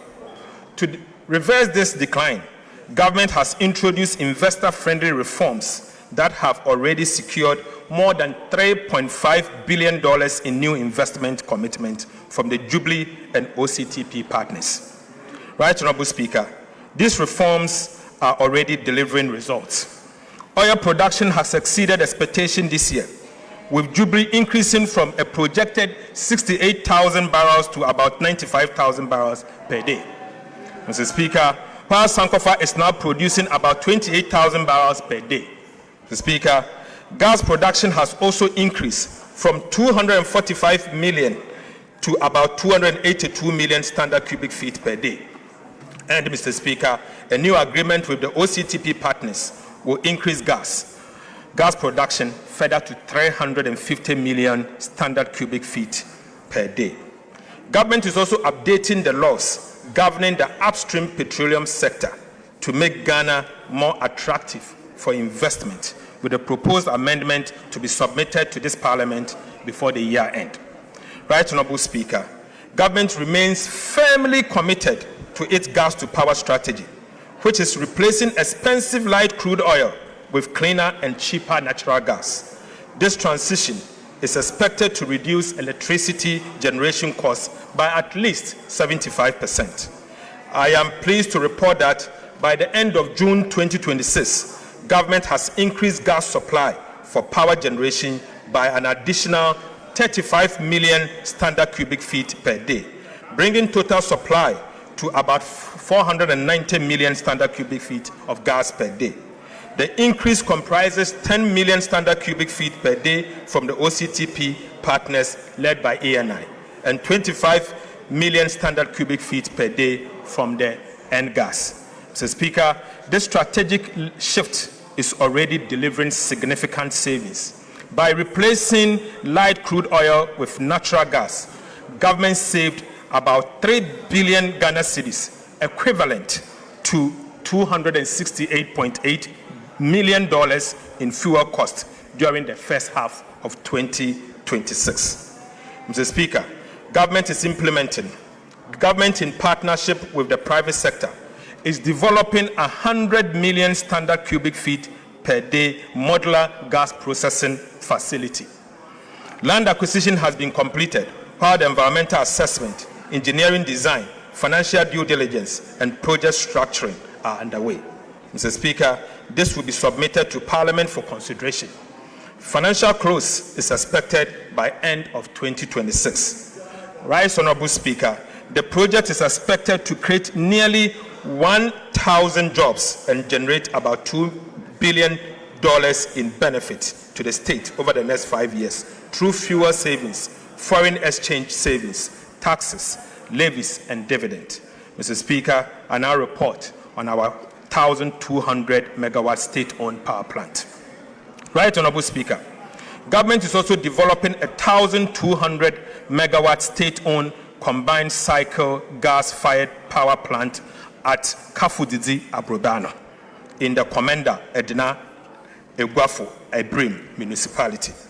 Mr. Speaker, feasibility studies have confirmed the project viability with environmental engineering and permitting processes progressing steadily. The first 600 megawatt phase is expected to be commissioned in 2028.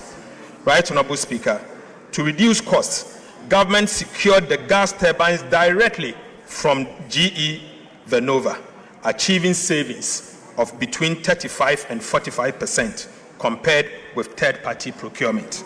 Right, Honorable Speaker, the project will lower electricity generation costs, help reduce electricity tariff by 10 to 20%, and create more than 2,000 direct and indirect jobs during the first phase. Mr. Speaker, I now take you to the big push.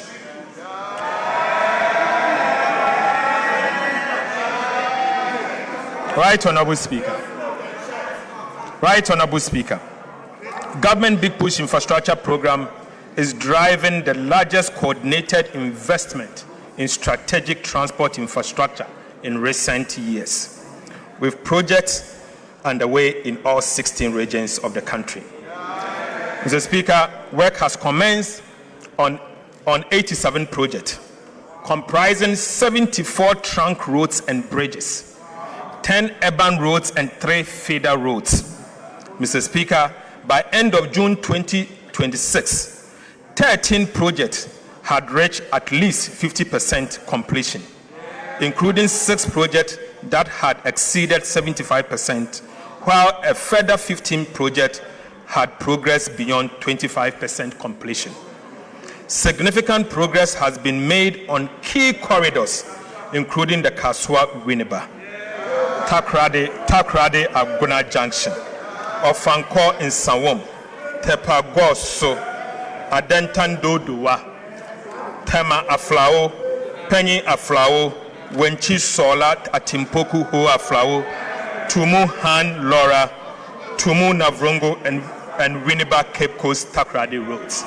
Right, Honorable Speaker, the construction of the Swami Interchange Phase 2, the Sunyani, Tamale, and Kumasi Outer Ring Road are progressing. Mr. Speaker, feeder road projects in the Eastern Volta region are also improving access to farming communities and market access. During the second half of the year, government will fast-track project nearing completion. Mr. Speaker, improve contractor performance and remove bottlenecks to ensure they are completed on time. Right, Honorable Speaker, I take you to the Accra-Kumasi Expressway. Mr. Speaker, the Accra-Kumasi Expressway remains the flagship under the Big Push program. It involves the construction of 176-kilometer, 6-lane bi-directional expressway linking Ghana's 2 largest commercial cities. When completed, Mr. Speaker, the expressway will reduce travel time between Accra and Kumasi to about 2 hours. Improve road safety, ease congestion, lower transport costs, and feature modern interchanges, bridges, intelligent transport system, electronic tolling, emergency response facilities, and rest spots. Mr. Speaker, government has made substantial progress in the project preparation. As of 22nd July 2026, yesterday, the Ghana Armed Forces have cleared 122 kilometers, representing about 70% of the 120-meter wide right-of-way in just 12 weeks. Mr. Speaker, the entire corridor is expected to be cleared by the first week of September 2026. Right Honorable Speaker, compensation assessment, environmental studies, engineering design, feasibility works are progressing simultaneously. The feasibility study and detailed engineering design are expected to be completed by end of August 2026, next month. Mr. Speaker, with procurement for the main construction contract to commence in September 2026. Mr. Speaker, as of 2nd of July 2026, 1.7 billion United States dollars have been deposited into a dedicated Accra-Kumasi Expressway account at the Bank of Ghana.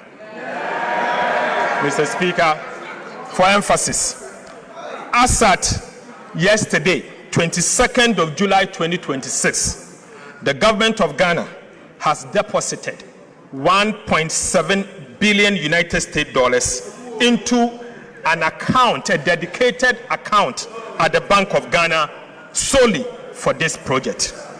The funds have been ring-fenced and will be used only after the main construction contract is awarded. I can share it. Mr. Speaker, government is therefore confident that all the requirements for this transformational project, including the resources, the money, will be in place when His Excellency President John Dramani Mahama cut the sword for the construction of the project to begin. Mr. Speaker, I now take you to Achia Mamfuom and also Achia Mamfuom Bridge. Right Honorable Speaker, for centuries, the people of Afam Plains have relied on ferries to cross the Afam River. While these ferries have served the area for many years, frequent delays and seasonal disruptions have impeded easy access and movement of people, goods, and the provision of essential services. The Adosu Achia Mamfuom Bridge, a 3.6-kilometer permanent bridge, will be the longest in Ghana and will replace the ferries, providing a safe, reliable, and all-weather crossing. As part of Ghana's big push infrastructure, Mr. Speaker, it will connect the Kwewu-Afram Plains to the national road network and unlock the significant potential of one of Ghana's most important food baskets. The bridge will make it easier for farmers to transport maize, cassava, yam, rice, and other produce to market, reducing travel time. It will also improve access to healthcare, education, and other essential services, while creating jobs, attracting investment, and supporting food security. Expected to be completed by end of 2028, the Adosu Achia Mamfuom Bridge is a gateway to opportunities, bringing communities closer to markets, services, and better future. The Speaker, the Dambai Bridge. Works is also progressing on the Dambai Bridge, a critical project that will provide a permanent crossing between Dambai and Dodi Kope and strengthen transport along the Eastern Corridor. The Speaker, the project comprises 1.49-kilometer bridge and approximately 6.8 kilometer of approach roads. The Speaker, at the end of June 2026, fiscal progress had reached 6%, slightly ahead of schedule, with foundation work and construction of the temporary bridge already underway. Right Honorable Speaker, I now take you to the 1,000-kilometer agriculture enclave road, of which Parliament approved 2 days ago. Mr. Speaker, government has begun the implementation of the agriculture enclave road program. Government is investing 528 million United States dollars equivalent in cedis to rehabilitate 1,050 kilometers of feeder roads across 4 major agriculture producing corridors. Mr. Speaker, upon completion, the project is expected to rehabilitate 1,050 kilometers of feeder roads, ensure 100% of rehabilitated roads are maintained under performance-based contracts, expand the National Road Asset Management Database to achieve 100% coverage, create approximately 25,000 direct and indirect jobs, including at least 7,500 jobs for women, and reduce travel time by over 40% on paved roads and 30% on unpaved roads. Mr. Speaker, the first phase will involve the rehabilitation of 1,050 kilometers of feeder roads to be undertaken across 4 agriculture clusters covering 13 regions of the country. Right Honorable Speaker, Cluster 1 will cover 300 kilometers of roads in Upper West, Northern Region, and Savannah regions, and that will be 300 kilometers. Clusters 2, Mr. Speaker, will rehabilitate 300 kilometers of roads in the Oti, Volta, and the Eastern regions. Mr. Speaker, Cluster 3 will also rehabilitate 250 kilometers of roads in Ashanti, Bono East, and Eastern region. And finally, Mr. Speaker, Cluster 4 will cover 200 kilometers of roads in Western North, Western, Central, and Ahafo region. Mr. Speaker, these investments will improve connectivity between farms and market, reduce post-harvest losses, lower transport costs, and support agricultural transformation in some of Ghana's most productive farming areas. Mr. Speaker, I take you to the oil palm. Right Honorable Speaker, government remains committed to transforming Ghana's oil palm industry into a major driver of industrialization, export growth, import substitution, and rural employment. A key pillar of the integrated oil palm development policy is the establishment of a sustainability-compliant oil palm land banks to de-risk private sector investment and accelerate the development of large-scale plantation integrated with smallholder and outgrower schemes. Mr. Speaker, implementation of this initiative is progressing steadily. The Ministry of Land and Natural Resources, working in collaboration with the private sector and other relevant institutions, have reviewed over 270,000 hectares of land in the Western region. Right Honorable Speaker, drone survey have been completed on over 117,000 hectares, whilst 46,000 hectares have been selected for detailed land use change analysis. To date, assessment has been completed on 16,000 hectares, of which approximately 10,780 hectares have been identified as suitable for sustainable oil palm development. Right Honorable Speaker, these areas are now undergoing the required environmental, social, and sustainable assessment, including high conservation value, high carbon stock, and free, prior, and informed consent (FPIC) processes in line with the international standard. Mr. Speaker, similar mapping, land documentation activities have commenced in the Central region, with preparatory work underway in Eastern and Volta region. Based on the current assessment, Mr. Speaker, the Western region alone is expected to provide approximately 30,000 hectares of land for the first phase of the development. Mr. Speaker, as work expands nationwide, the land bank has the potential to exceed 100,000 hectares across Ghana's oil palm growing belt. Mr. Speaker, this initiative will unlock significant private sector investment, create over 250 direct and indirect jobs across the value chain, and strengthen smallholder participation, increase domestic crude oil palm production, reduce import dependency, and position Ghana as a leading hub for oil palm processing and exports. Mr. Speaker, government will continue to work with stakeholders to ensure that this program is implemented responsibly, sustainably, and in a manner that delivers lasting benefit to our communities and the national economy. Now listen, Mr. Speaker, government is also finalizing the $500 million United States integrated oil palm development financing agreement with the World Bank for on-lending to the private sector for the development of large-scale commercial oil palm plantation.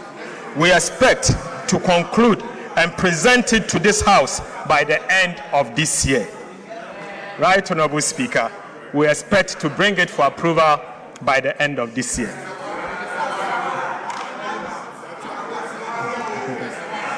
Right, Honorable Speaker, as part of Government Feed Ghana program, we have commenced the establishment of the 50 farmer service centers across the country to improve farmers' access to mechanization and extension services. To support this initiative, government has deposited 551 million Ghana cedis into an escrow account at the Bank of Ghana to establish the letters of credit for the procurement of 1,840 units of agricultural machineries and equipment. These include tractors, trailers, power tillers, plows, cultivators, seed drills, sprayers, fertilizer spreaders, and combine harvesters, which will significantly improve farm productivity, reduce production costs, and enhance food security. Mr. Speaker, cocoa sector reforms. Right, Honorable Speaker, the cocoa sector remains a cornerstone of Ghana's economy. Mr. Speaker, Ghana is serving as a major source of export earnings and livelihood for millions of Ghanaians, particularly in rural Ghana. Mr. Speaker, since the enactment of the Ghana Cocoa Board Act 1984, PNDC Law 81, the Ghana cocoa industry has undergone significant transformation. To modernize the governance and financing of the sector, government will submit a new Cocoa Board bill to Parliament to repeal and replace the Ghana Cocoa Board Act 1984, PNDC Law 81. Mr. Speaker, the proposed legislation will introduce a new producer pricing mechanism that aligns producer price with movement in international cocoa price, exchange rate development, and other relevant market conditions. We will also guarantee the cocoa farmer not less than 70% of gross free on board price. Mr. Speaker, we will also seek to establish a new financing framework for cocoa purchases and related operations and restore the long-term financial sustainability and operational efficiency of Ghana Cocoa Board. The bill will also ensure that not less than 50% of cocoa beans produced in Ghana is processed here in Ghana. Mr. Speaker, we will also restrain Ghana Cocoa Board from taking part in quasi-fiscal activities. Right, Honorable Speaker. Mr. Speaker, these reforms will place Ghana's cocoa sector on a stronger financial footing, improve returns to cocoa farmer, ensure value addition, and position the industry for sustainable long-term growth. Mr. Speaker, I now take you to transforming secondary education and eliminating the double track.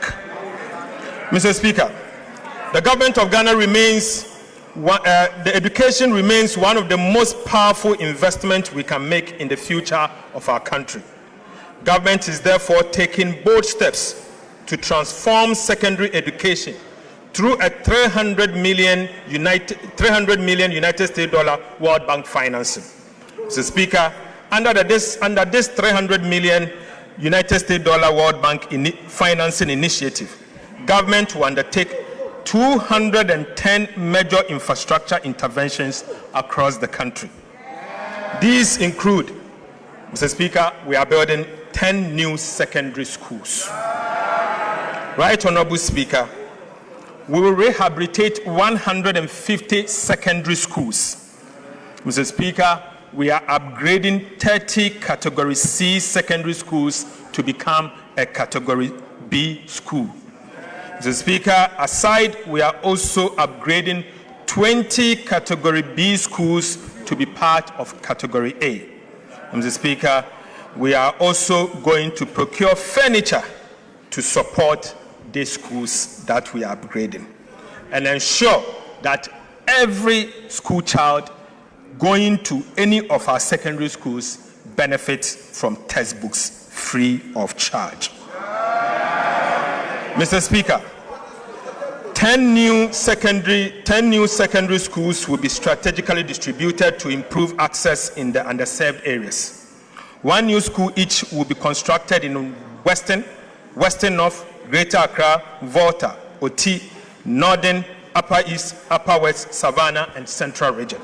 Mr. Speaker, upon completion, the project is expected to benefit about 2.3 million students, over 100,000 teachers, and about 2,000 school leaders across the country. The project will support government effort to eliminate the double track within 2 calendar years.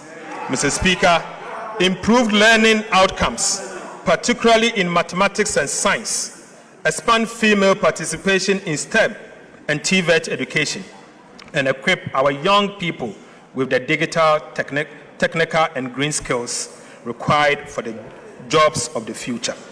Mr. Speaker, I now take you to free primary health care. Right Honorable Speaker, government remains committed to ensuring that every Ghanaian has access to quality primary health care, regardless of income or location. Following the launch of the free primary health care policy in April 2026, the first phase of implementation is targeting 150 underserved districts across the country. Mr. Speaker, government has distributed more than 24,000 pieces of medical equipment to strengthen diagnostics, emergency, maternal, and neonatal care. Mr. Speaker, we have also deployed motorbikes, tricycles, and mobile outreach equipment to improve healthcare delivery in hard-to-reach communities. In addition, community screening for hypertension, diabetes, cancer, and other non-communicable diseases has been expanded, while the establishment of health kiosks, container-based health posts, and upgrading of existing primary healthcare facilities are underway.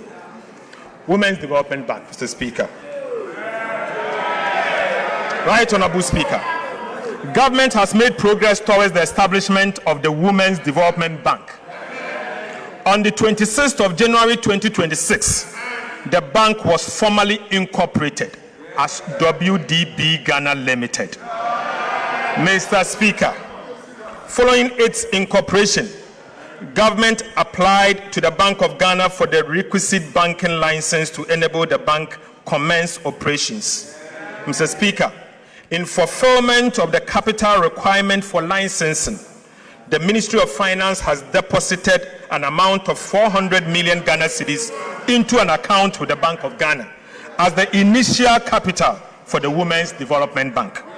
Mr. Speaker, the Women's Development Bank is expected to commence full operations before the end of this year. Mr. Speaker, and I'll bring you to the conclusion. Right Honorable Speaker, in recent times, a narrative has emerged suggesting that this government is not spending enough. Mr. Speaker, nothing can be further from the truth. Far from standing still, we have been steadily and responsibly deploying resources guided by the simple but firm principle that we can only spend only what we have, and we spend it wisely and with the future of our nation in view. Mr. Speaker, in the spirit of transparency and accountability, allow me to lay before this House a clear account of some of the expenditure we have made so far to support government programs across the sectors approved in the 2026 budget. Mr. Speaker, first, to compensate public sector workers, an amount of 48.8 billion Ghana cedis for compensation of employees has been paid, including 4 billion Ghana cedis as contribution to SNIT and 2 billion Ghana cedis as Tier 2 pension scheme. Mr. Speaker, to honor our debt obligation, an amount of 21.5 billion for interest has been paid. To honor our international debt obligation, an amount of $700 million for Eurobond debt service and interest have also been paid. To restore confidence on our financial systems, an amount of 10 billion Ghana cedis to domestic bondholders has been paid. Mr. Speaker, to deepen fiscal decentralization, an amount of 4.4 billion cedis to the District Assembly's Common Fund, representing the first 2 quarters of the year, has been paid. Mr. Speaker, to keep the National Health Insurance Scheme strong and vibrant, an amount of 4.5 billion Ghana cedis has been paid. To strengthen specialized health care, an amount of 1.1 billion Ghana cedis to Mahama Cares has been paid. Right, Honorable Speaker, to support quality and access education and accessible education, an amount of 4.2 billion Ghana cedis for the first 6 months of the year to the Ghana Education Trust Fund, GET Fund, has been paid. Right, Honorable Speaker, to strengthen free secondary education program and ease the burden on families, and an amount of 1.8 billion cedis to the free secondary education program has been paid. Right, Honorable Speaker, to improve road maintenance, an amount of 1.7 billion Ghana cedis to the Road Maintenance Trust Fund has been paid. Mr. Speaker, to support job creation for young people, an amount of 459 million Ghana cedis to the Youth Employment Agency has been paid. Mr. Speaker, again to support petroleum sector, an amount of 961 million Ghana cedis to the Ghana National Petroleum Corporation, GNPC, has been paid. Mr. Speaker, to promote development in mining communities and mining institutions, an amount of 458 million to the Mineral Development Fund has been paid. Mr. Speaker, to keep the light on across the country, an amount of 7.1 billion Ghana cedis to the energy sector for stable power supply has been paid.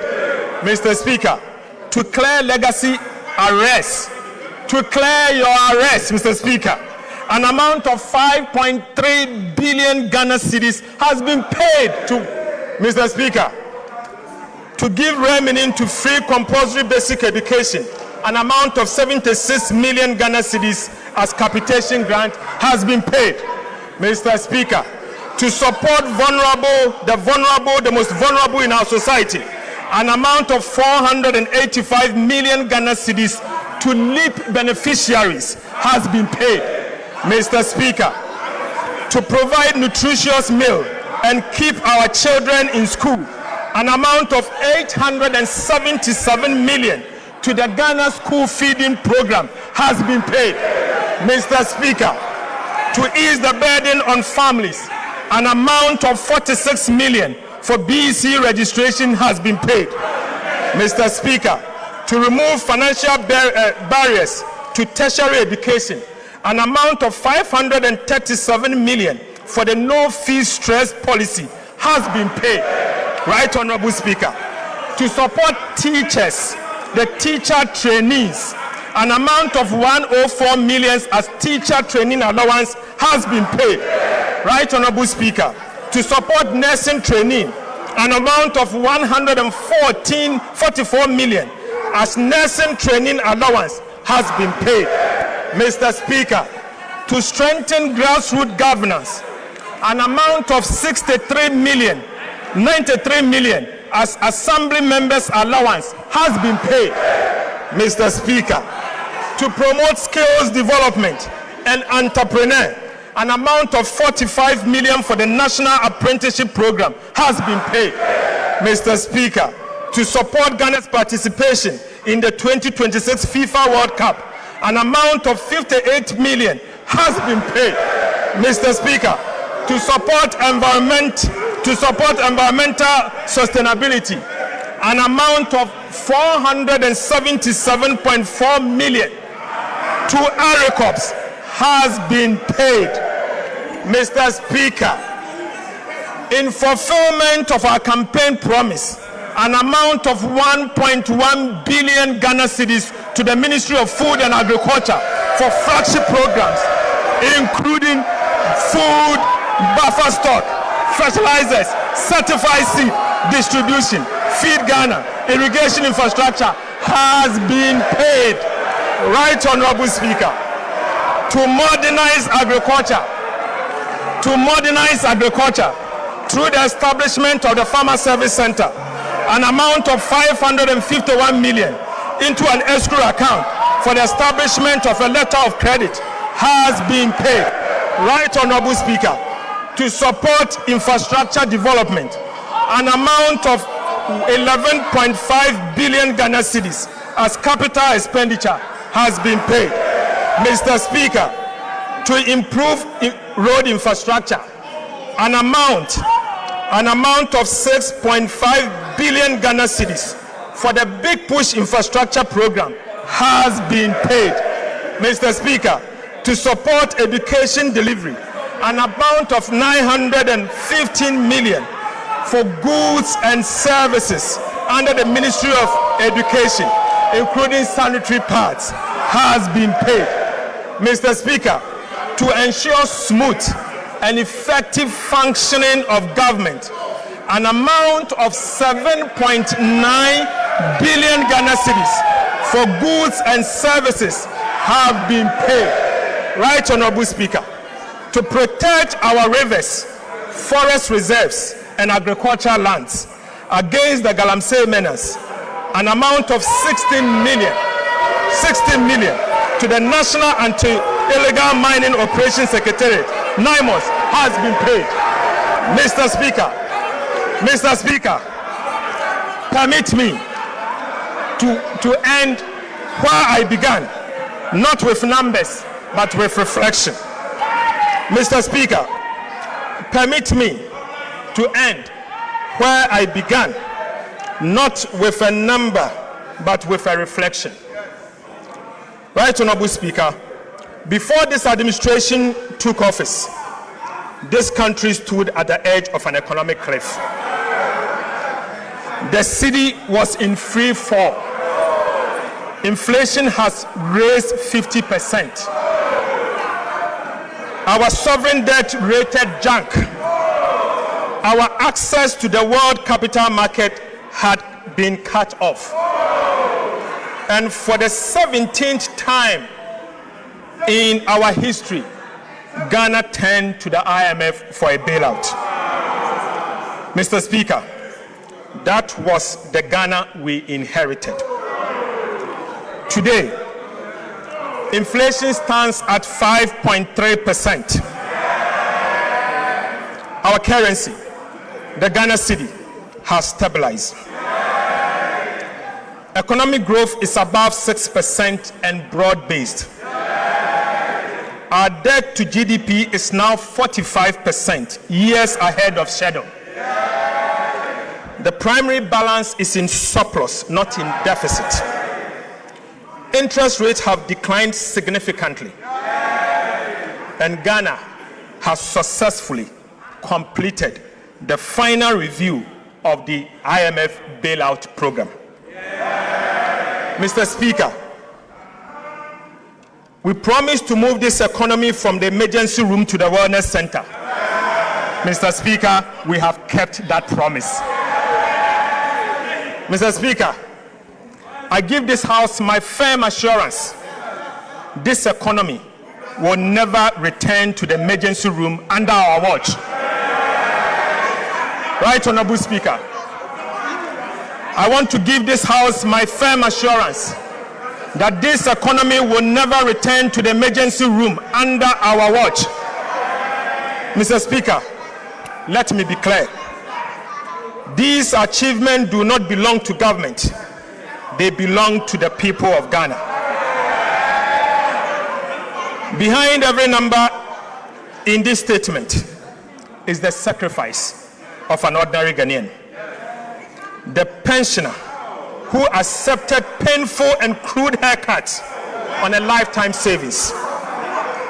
the bank and businesses that absorbed extraordinary losses and costs, millions of citizens who endured difficult adjustments so that their country could recover, and the market trader, the nurse, the teacher, the entrepreneur, and the young graduate who lived through some of the hardest months in our recent history and never gave up on his country. Mr. Speaker, stabilization was not won in this chamber alone. It was won in homes, on farms, in workshops, in marketplaces, and through the patience and resilience of the Ghanaian people. This administration will never take that sacrifice for granted. Mr. Speaker, we know that inflation alone does not refill an empty pot. We know that a stronger cedi does not instantly repair a household budget stretched by years of economic mismanagement and crisis. And we also know that there is still a distance between recovery and a relief at the kitchen table. But we also know this, Mr. Speaker, your sacrifice was not in vain. It secures something priceless, a firm foundation for our dear country. And on that foundation, we will build the Ghana we want. Mr. Speaker, to every Ghanaian who endured, to the market woman in Kejitia, the farmer in Busunu, the teacher in Wa, the entrepreneur in Sekendi Takrade, and every young person still searching for the opportunity they deserve, I say, on behalf of His Excellency President Mahama, thank you. Your sacrifice is the reason Ghana is standing today. Your future is the reason we refuse to stop here. Mr. Speaker, let me now speak the hard truth that discipline demands. Right Honorable Speaker, stability is not a trophy to be worn once and displayed forever. It is a garden. It must be tended every single day or we lose it. Ghana has traveled this road before. We have stabilized, celebrated, relaxed, and unfortunately relapsed. 17 times we turned to the IMF for a bailout. We are determined that the 17th time shall be the last. But that determination cannot rest on the shoulders of the government alone. This is my call to every Ghanaian. The gains we have secured are national gains. They demand a national commitment to protect them. Mr. Speaker, it means paying your taxes so that our schools, hospitals, roads are financed increasingly from our own resources rather than by unsustainable borrowings. It means demanding value for money for every cedi of public expenditure and refusing to look away when public resources are wasted. Mr. Speaker, it means holding this government and every government that follows to the fiscal rules we have written into law. Mr. Speaker, fiscal discipline can no longer be a policy of a minister. It must become the culture of our country. Mr. Speaker, stabilization can never be the destination. And stabilization was never the destination. It was only the price of entry. Ghana has paid that price. What comes next is the work that changes life at scale, the work of transformation. Through the new economy that His Excellency President Mahama will unveil, we will build an economy that does not merely withstand shocks, but create jobs, generate wealth, and grow on the strength of what Ghana produces.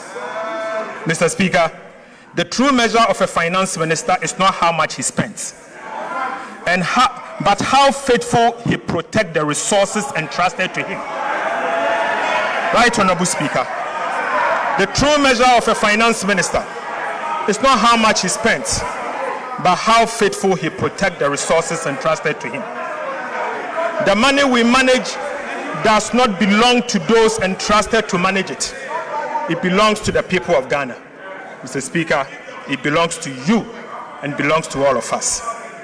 Every cedi collected in taxes, every cedi borrowed, and every cedi spent carries with it a sacred obligation to use it wisely, honestly, and always in the national interest.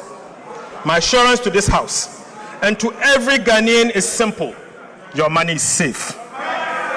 Your money is safe. Under the leadership of President Mahama, your economy is in safe hands.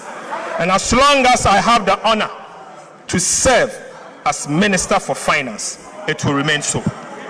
Mr. Speaker, I pledge to level with you always. I will tell you the truth about the state of the public finances, whether the news is welcoming or difficult. We will never conceal our challenges or exaggerate our successes.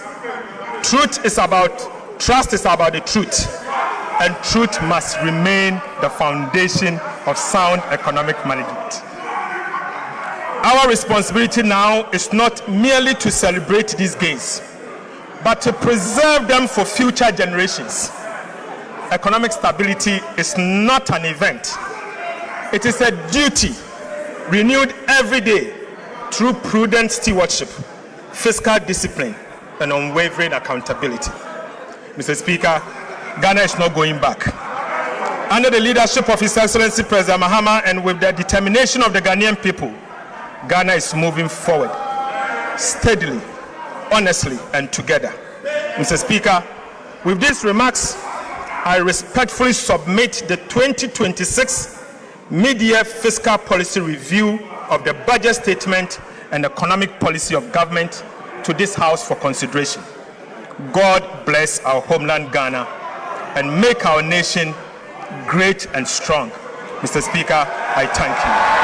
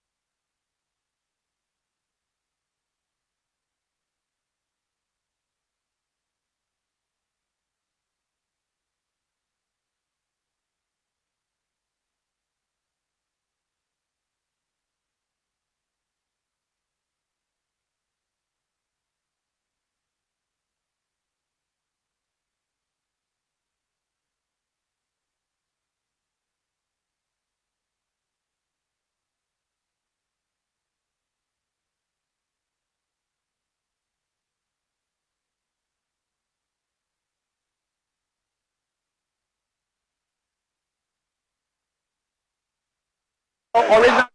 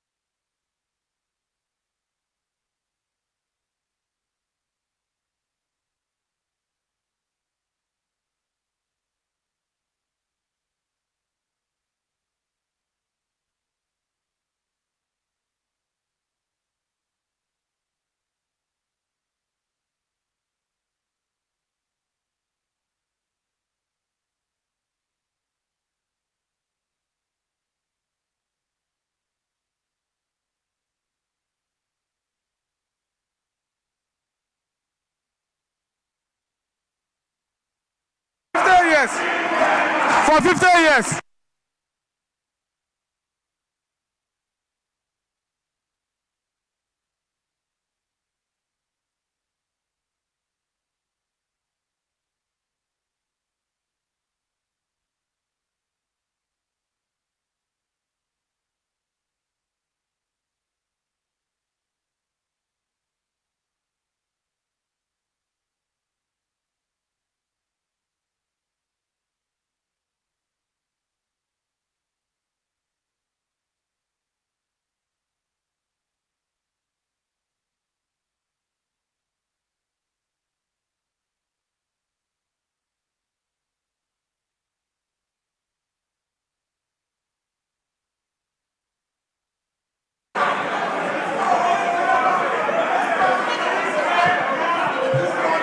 Honourable members,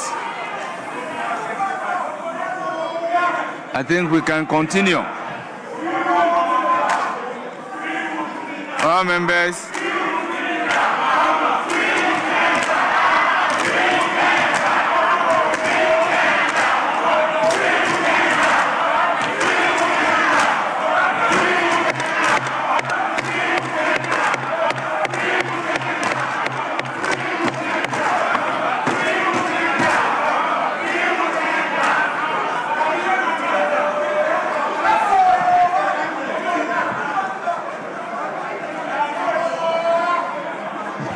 members, that is the mid-year review of the budget statement and economic policy of the government of the Republic of Ghana for the 2026 fiscal year, ably presented by the Minister responsible for finance. Honourable Minority Leader.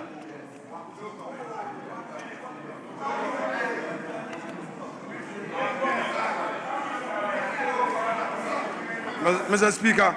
Honourable members will listen to each other in silence.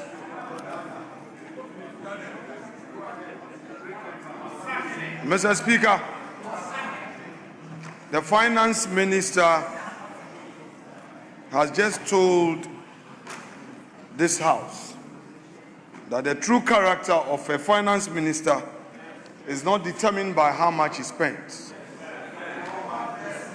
such a statement must cause palpitation among ministers of state. Mr. Speaker, basically what he is telling all ministers that he is not going to spend, he is not going to release funds to you. Mr. Speaker, already you are suffering and you've been redundant in your various ministries. His deputy minister told the nation that 1.6 billion was released to the agri minister. Today, he says only 1.1 billion. You see, the true measure of a finance minister is not how much he spends. Mr. Speaker, throughout his review, there was no policy announcement for the cocoa sector. The 4 million farmers, the 4 million cocoa farmers are suffering.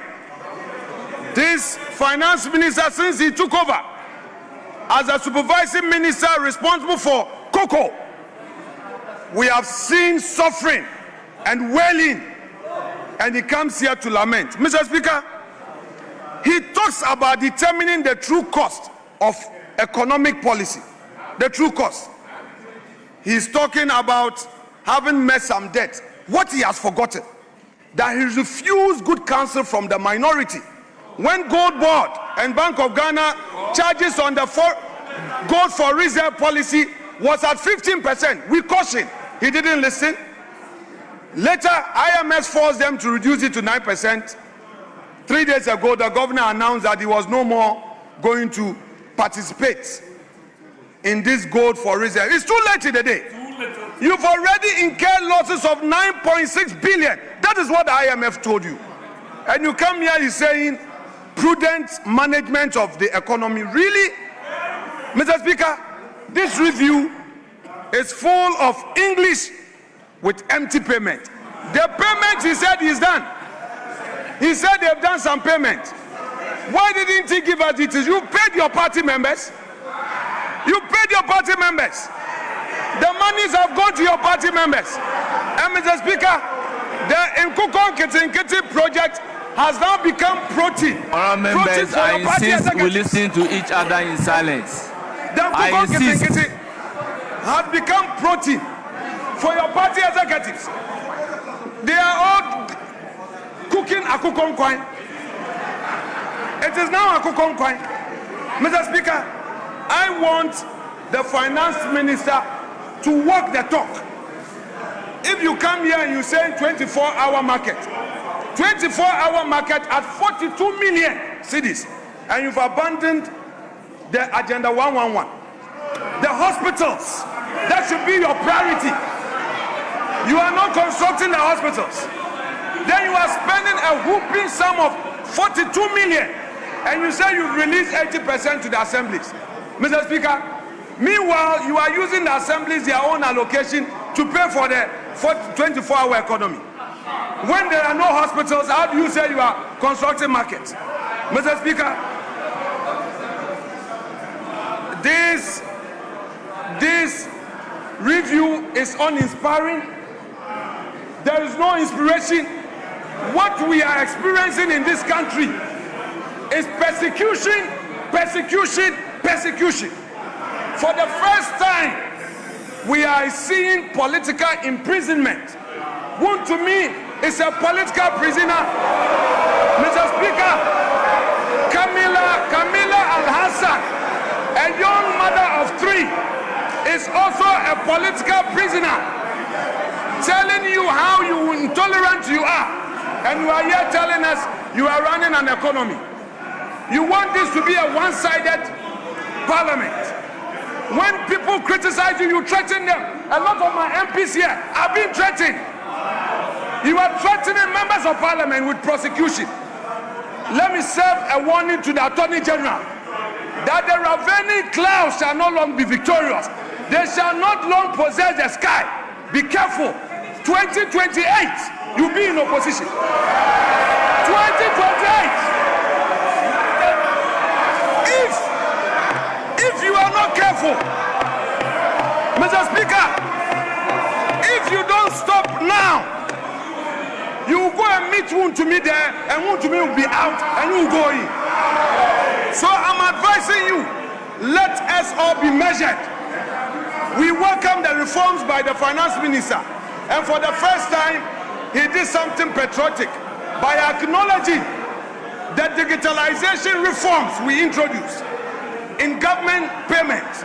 Today he has acknowledged it. Mr. Speaker, we commend you for acknowledging MPP. We commend you, but you can do better. Tell your government to free all political prisoners. Dr. Atu Forson, tell your government to free all political prisoners. Wound to me deserve justice. Kamila Al-Azhar deserve justice. The MPs behind me that you have lined them up for persecution, listen, you can decide to imprison every MP. It will not shut us down. We will criticize you. We will hold your feet to account, and we'll make sure you account for every city you spend. But you know what? The good news is that you are on your way to opposition. You are on your way to opposition.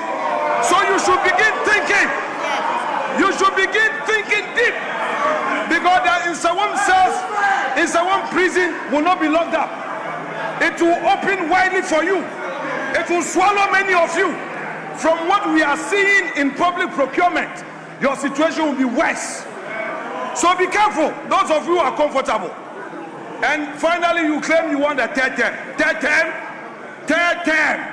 You are not performing. You say third term. Atu Forson, you are here presenting a budget, and beneath it is a third term agenda where you are going to spend money for people to be calling for third term. We are watching you with eagle eyes. Third term, focus on 24-hour economy. You promise one job, 3 shifts. You promise industrialization. Ghanaian businesses have lost confidence in you. You canceled the 1D, 1F, which was creating opportunity for the private sector. In its place, no policy alternative. Electricity tariffs have gone up over almost 30%. Then you get up, you say you are promoting 24-hour economy. You have sacked public sector workers. Many of the Ghanaian youth lost their jobs. You sacked them. Today you are here. Instead of promising to restore them into their rightful places in the job market, you are not doing so. Then you come, you say we should praise you. Who is going to praise you? If you don't pay and you are holding the money and then you are there tightening belt and only paying your party members, then we should praise you. We are not interested in the books. We are interested in the economy in our pockets.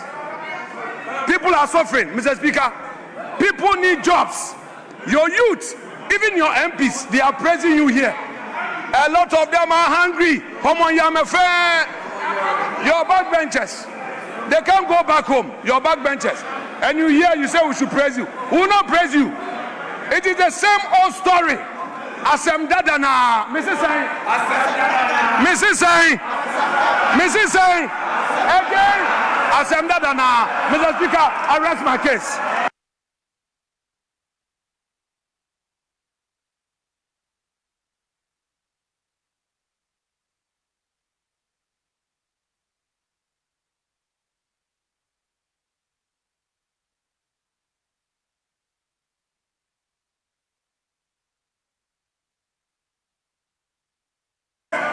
Yes, Majority Leader.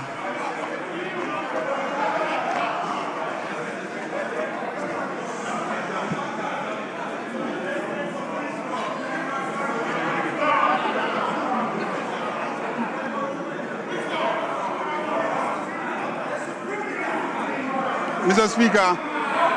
Honorable members, let's listen to each other in silence. I insist that we listen to each other in silence. Yes, Majority Leader. Thank you very much, Mr. Speaker.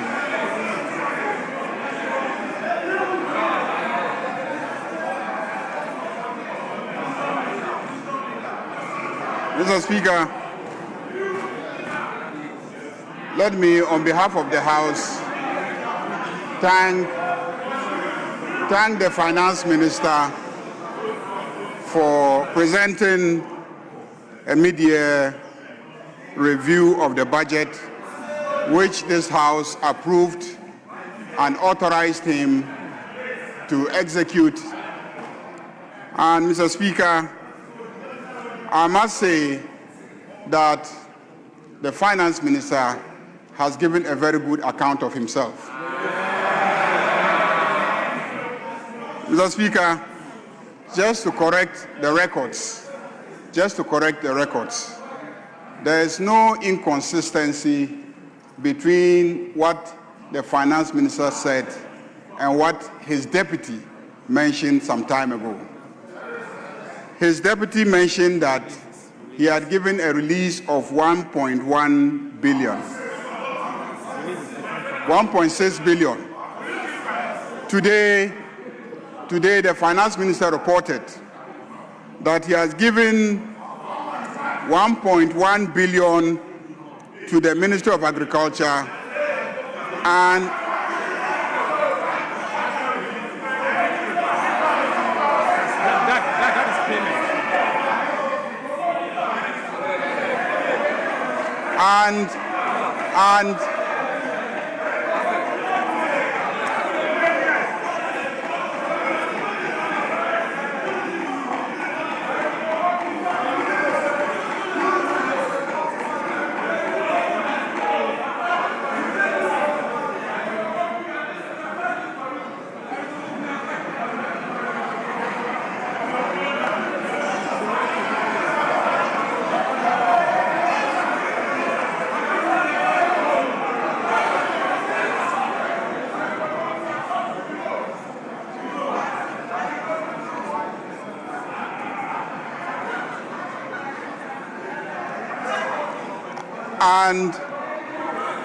he also paid 551 million for Farmer Services Center. If you put the two together, that's 1.6. That's one. It was presented. You see, the good thing about this mid-year report.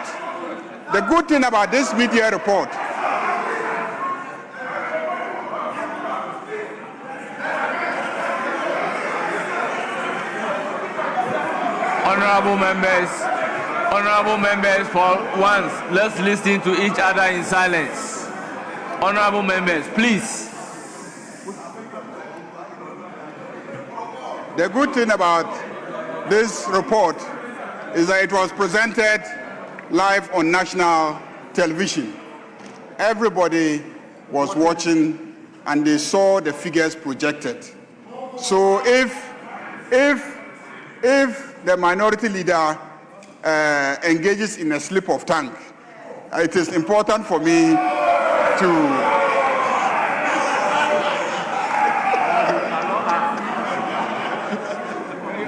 I just thought I should correct that. I know that he did not benefit from going to Fufulsu Primary School.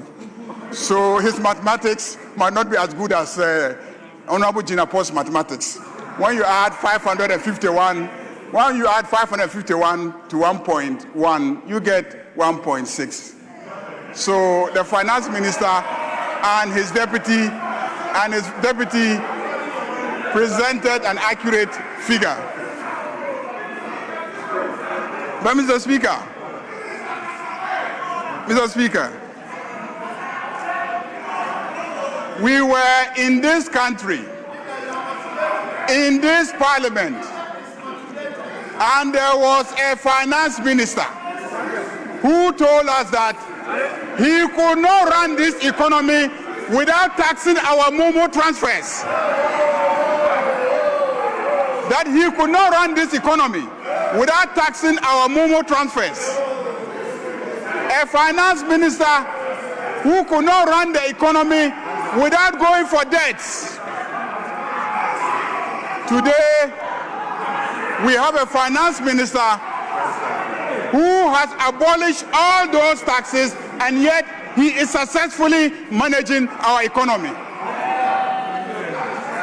We have a finance minister who is not borrowing recklessly but is successfully managing our economy. That is why I said that this finance minister has clearly given a good account of himself. Mr. Speaker, Ghanaians are struggling, working day and night to pay the debts, to fix the economy. Like the minister has indicated, ordinary Ghanaians are making sacrifices.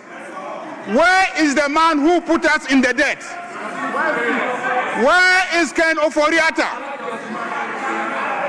After borrowing recklessly, creating the debts, he has gone and he is hiding in the United States of America. We must bring Ken Ofori-Atta back. Ken Ofori-Atta should be brought back to come and account to the good people of Ghana why he so grossly mismanaged our finances and left ordinary Ghanaians to struggle and fix the economy whilst he enjoys in the United States of America. And this is a man who was presented by the NPP as a finance minister. And the same people are telling Ghanaians that they should be brought back to power. So that you do what with power? You will bring Ken Ofori-Atta back and he will come and be building cathedrals. Mr. Speaker, this media report clearly indicates that the cathedral project is not ongoing. Mr. Speaker, what is ongoing is the construction of new schools. What is ongoing is the improvement of existing schools. What is ongoing is the improvement of the quality of schools. This media report shows that what is ongoing is the construction of roads, the construction of bridges never seen in the history of Ghana before. Mr. Speaker, this finance minister has indeed given a good account of himself. And that is why this House must commend him highly. Mr. Speaker, clearly, under this finance minister, Ghana is working again.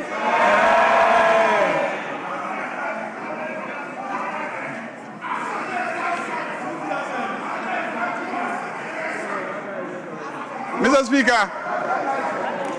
Speaker,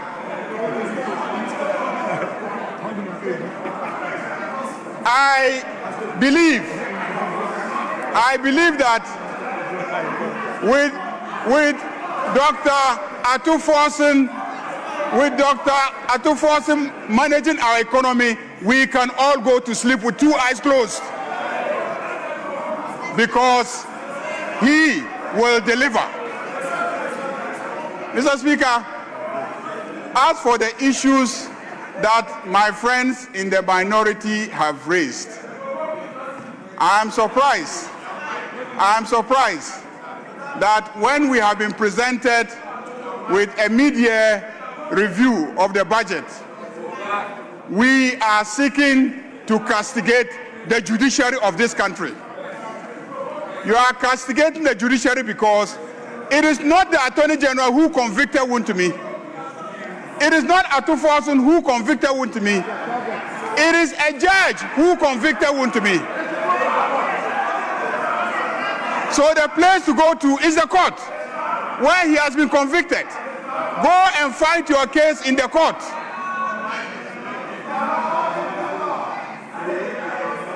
I have full confidence in the judiciary. And I know that if you go there and you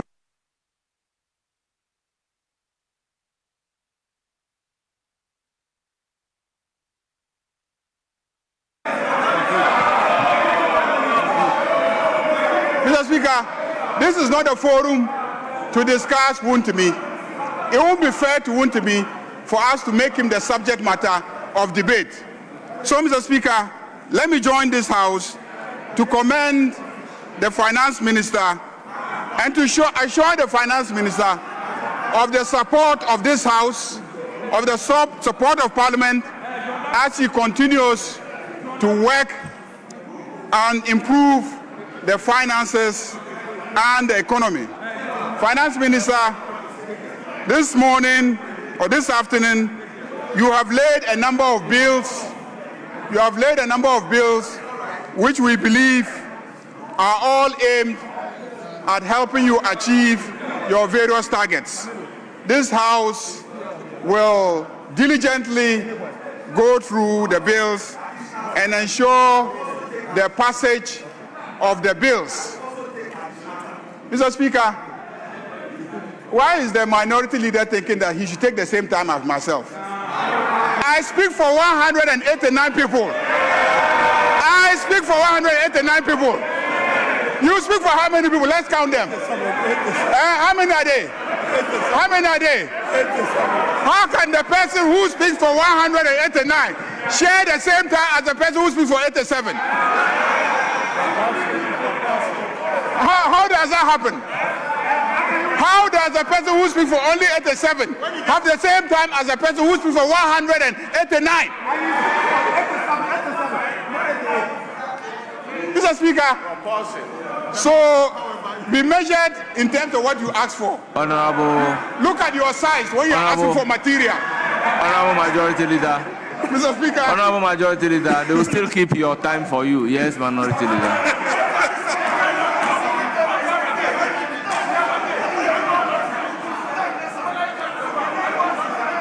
Yes, Minority Leader.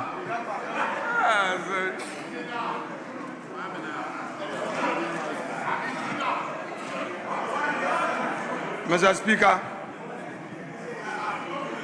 there was a clear understanding of 10 minutes each. I complied with it. The clerk communicated. Mr. Speaker, we were both time. The majority leader's time ended, and then he was given additional time. Mr. Speaker, I was going to talk about the free SHS that they couldn't implement with internally generated funds, and now they are going to borrow. But I held back. Mr. Speaker, just exiting IMF, they've gone for 1 billion cedis. I kept quiet. Mr. Speaker, $1 billion. But because I wanted to act within time, I acted within time. And now the majority leader has been given extended time. And all he says is that he needs 189, which will soon dissipate. Mr. Speaker, I think the right time for debate will come. He should try and end this so that we delve into the issues, because the finance minister for 2 hours on his sparring message. Minority Leader, with all due respect, all I want to say. Let me bring it to your attention that I am not the timekeeper. They are keeping the time up there, which would automatically cut at 10 minutes. I think the clerk can attest to that. Yes, Majority Leader.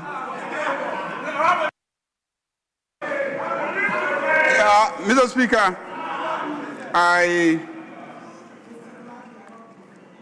if you observe, for most of the time I was on my feet. I was not talking because you were making a lot of noise and heckling. So I was quiet, if you observe. You see, when you heckle and I shout back at you, I haven't respected you.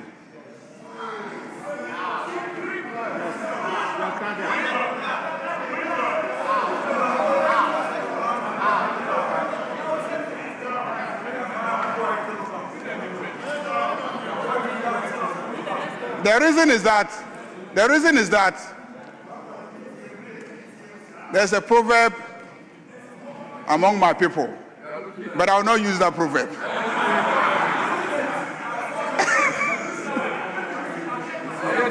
So please, when you are talking, I keep quiet because I respect you. I have to listen to you. If you are talking across and I'm also talking across, we are not listening to each other. And the children who are watching from home will be learning a very bad lesson.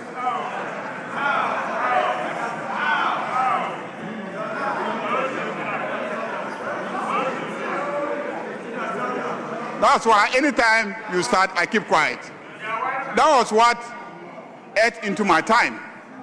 If not, strictly speaking, I did not even speak for up to 5 minutes, strictly speaking. And I have a strategy where when a finance minister comes and delivers a very